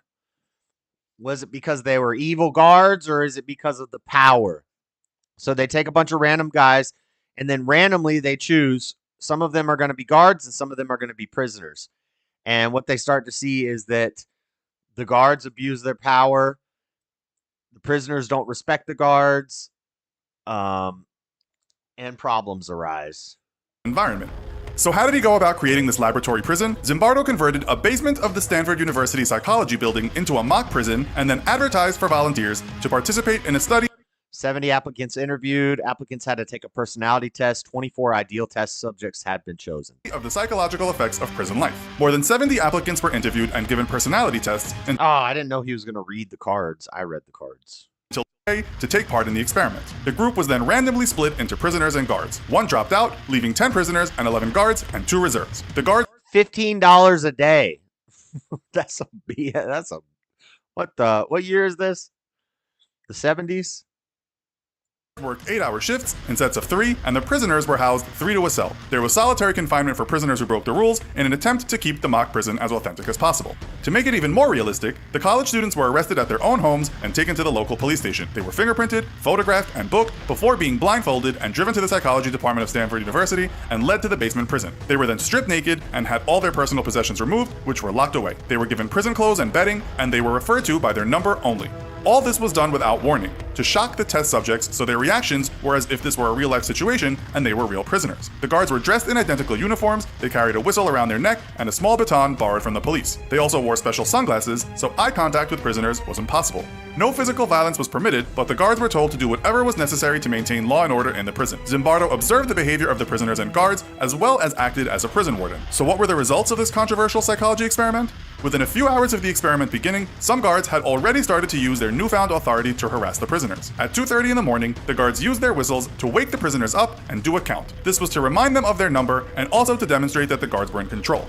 They provoked the prisoners by giving them pointless and boring tasks to accomplish, and if they disobeyed the rules at any time, they were told to do push-ups. One of the guards stepped on the prisoners' backs while they did push-ups, making it much harder. And being in the prison also quickly influenced the behavior of the prisoners. They gossiped to the guards about each other, and some even began siding with the guards against prisoners who did not obey the rules. But the first day passed without too much trouble breaking out, which may have lulled the guards into a false sense of security for what lay ahead, because during the second day of the experiment, things got a little out of control. The prisoners removed their caps, ripped off their numbers, and barricaded themselves inside the prison cells by putting their beds against the door. The guards forced the prisoners away. Bro, 2 days and they're already rioting. People are wild. From their cell doors by letting off a fire extinguisher. Then the guards broke into each cell, stripped the prisoners naked, and took the beds out. The ringleaders of the prisoner rebellion were placed into solitary confinement. Why was that black guy standing naked, waving his arms around? And the few prisoners who did not take part were given special privileges, deliberately causing a rift in the prison population. The relationships between the guards and the prisoners started to change. As the prisoners became more dependent, the guards became... Okay. I think we all know the Stanford prison experiment. Let's skip to the end and see what the results were. For 2 weeks, but just 6 days in, he had to unlock the doors. Christina Maslach, a Stanford PhD who was brought in to conduct interviews, was shocked when she saw how the prisoners had been abused by the guards. "It's terrible what you are doing to these boys," she said. Years later, Zimbardo noted, "It wasn't until much later that I realized how far into my prison role I was. I was thinking like a prison superintendent rather than a research psychologist." The experiment demonstrated that people will readily conform to the social roles they are expected to play, especially if the roles are as strongly stereotyped as those of the prison guards. In the words of Maria Konnikova, a Russian-American writer with an AB in psychology who writes for The New Yorker, the lesson of Stanford isn't that any random human being is capable of descending into sadism and tyranny. It's that certain institutions and environments demand those behaviors and perhaps can change them. The Stanford prison experiment is one of the most controversial studies in the history of social psychology. It was even turned into a film in 2015, starring Billy Crudup, who played Philip Zimbardo. While this experiment turned out pretty horribly, what doesn't have to suffer the same fate is your website. Okay. Get your website. So the Stanford prison experiment, unethical. This video wouldn't have been possible if it wasn't for my Patreon and... Nobody died. But, nobody died. But, I think Of the worst of these, I think the MK Ultra and the lobotomies are the worst. Stanford Prison Experiment was pretty bad. I lost my brother Monkey Boy video. I thought I had it in here. 1932, there was an experiment called the Ape Child Experiment. They raised a newborn boy with a monkey as its sibling, as its brother or sister. I forget what the gender of the monkey was, but they raised a boy with a monkey as a sibling, a human boy with a monkey sibling. They raised them as if they were twins, as if they were brothers, and maybe we'll look into that one in the after party because I don't have the video anymore. We got to wrap up. One last little harmful experiment through history. This is on the bad list. The worst vaccine study in history. YouTube members. A month is an inch to elevate itself from the animal kingdom. And in addition to things like germ theory and improvements in hygiene, we have been able to beat back many different diseases. Although a fascinating journey spanning hundreds, if not thousands of years, it hasn't been a particularly easy one. Part of vaccine study always involves some kind of animal rather than human testing. The human side of things is ethically sound if the participants are willing and aware of the risks. But this is a dark side of science video. What about when you aren't willing and you aren't aware of the risks because there hasn't been enough testing and you're being compelled under threat of losing your job to get the Vaseline? Is that ethical? So our story today will be far from ethical. What do you think could be more cruel? Knowingly infecting children with a disease, or testing out vaccines against their knowledge? Well, today's video is not either or, but both. Oh, and to make it even more morally rotten, the children all had mental health conditions. The study would be noted by a contemporary vaccinologist, Maurice Hilleman. Spoiler alert, everybody in the whole world for all of time has had mental health conditions. As the most unethical medical experiments ever performed on children in the United States. But before we start, I've got to say, don't drink chocolate milkshake. Don't worry, this will make a bit of sense later on. Today we're looking at the Willowbrook hepatitis study. Welcome to Dark Side of Science, and my name is John. Willowbrook State School hepatitis study. I've never even heard of this one, but my point was Vaselines in general, although many have been affected, a lot of them have been infected blood, worse medical. They sold medicine infected with HIV. What the heck? We might watch this in the after party because I got to end this. My point was to say Vaselines are a dangerous science experiment that has been conducted on people. We're seeing autism rates skyrocketing, which it's a multi-pronged attack by putting shit in the food. I don't know. I'm not super into chemtrails, but a lot of things aren't right. The food, the water, the Vaselines, like kids getting 12 Vaselines when they're little kids. This is a dangerous experiment. I'm not saying all Vaselines are evil. A lot of them did a lot of good, but it's getting out of hand, and they're experimenting with us. And these people want population reduction, eugenics, things like that, control, power. So I don't trust it. And we have an example of the worst Vaseline study in history, the Willowbrook State School study. We will watch this in the after party to kick off the after party when I open up the Discord. But my only point is I love science and I love psychology, the fake science that is psychology. It's interesting. But a lot of it is built off of BS and none of it's really real. It's just interesting. I'm not just talking about psychology, but I'm talking about science in general. A lot of science is real. It's very observable, testable, demonstrable, quantifiable, replicatable, good use of language, very conscious use of language to describe things, not subjective language. A lot of science has those qualities, so it is there are hard sciences. Psychology, although super interesting, one of my favorite topics to learn about, especially criminal psychology, trying to get inside the head of these serial killers and stuff. And what I've learned is it's all BS. It's not consistent. And it's just guesswork. It's all just guesswork. And what most of these psychologists and these scientists don't understand is that there's another level. They take God out of everything. They take spirituality out of everything, which they're looking through a glass darkly. They can't see, they can't see the forest through the trees. They can't look at it with the right mind because they take God out of everything. They take spirit or soul, essence out of everything. And that's why I think all of their research is wrong. Freud was onto something with the id, the ego, and the superego. What he didn't understand was that it's good, evil, and you, yourself. Are you of good or are you of evil? What master do you serve? Freud was anti-God, so just like most psychologists are, not most scientists. Most scientists are Christians, but I don't consider a psychologist a scientist. So anyway, we'll look more at this this crazy, unethical Vaseline study in the after party. And we could talk about whatever in the after party. If anybody knows stuff about Syria, you want to jump up on the Discord, talk about Syria, fill me in, let me know what's going on. We could talk about that.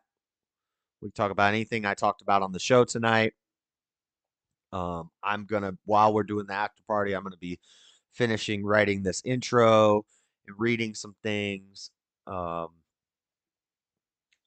You guys want to talk about psychology? James, if you want to join the panel, you're welcome to. And if you join, then we won't talk about psychology. We'll talk about whatever you want to talk about. We can talk about anything. So I'll start the after party soon, guys. I got to walk my dog. I'm going to get some brews, and I'll be back in about a half an hour. But that's it for the show. Monday night, kicking the week off right. Dreaded Conservative show. Make sure you guys have hit the like button and subscribed on your way out. Hit up the Cashapp, $ Dreaded Conservative, if you want to help us reach our $50 goal for the weekend. This is my weekend, tonight and tomorrow night. You want to help us reach the $50 goal, hit up the Cashapp. If we don't reach the goal tonight, then I might work overtime tomorrow. I don't know. We'll see. But the least you guys can do is make sure you hit the like button. Thank you for the membership upgrade from Are You Crazy? Or the membership renewal or sign up or whatever you did. Thank you. And I'll see you guys shortly. Thanks for hanging out. God bless. Watch for the after party. Peace.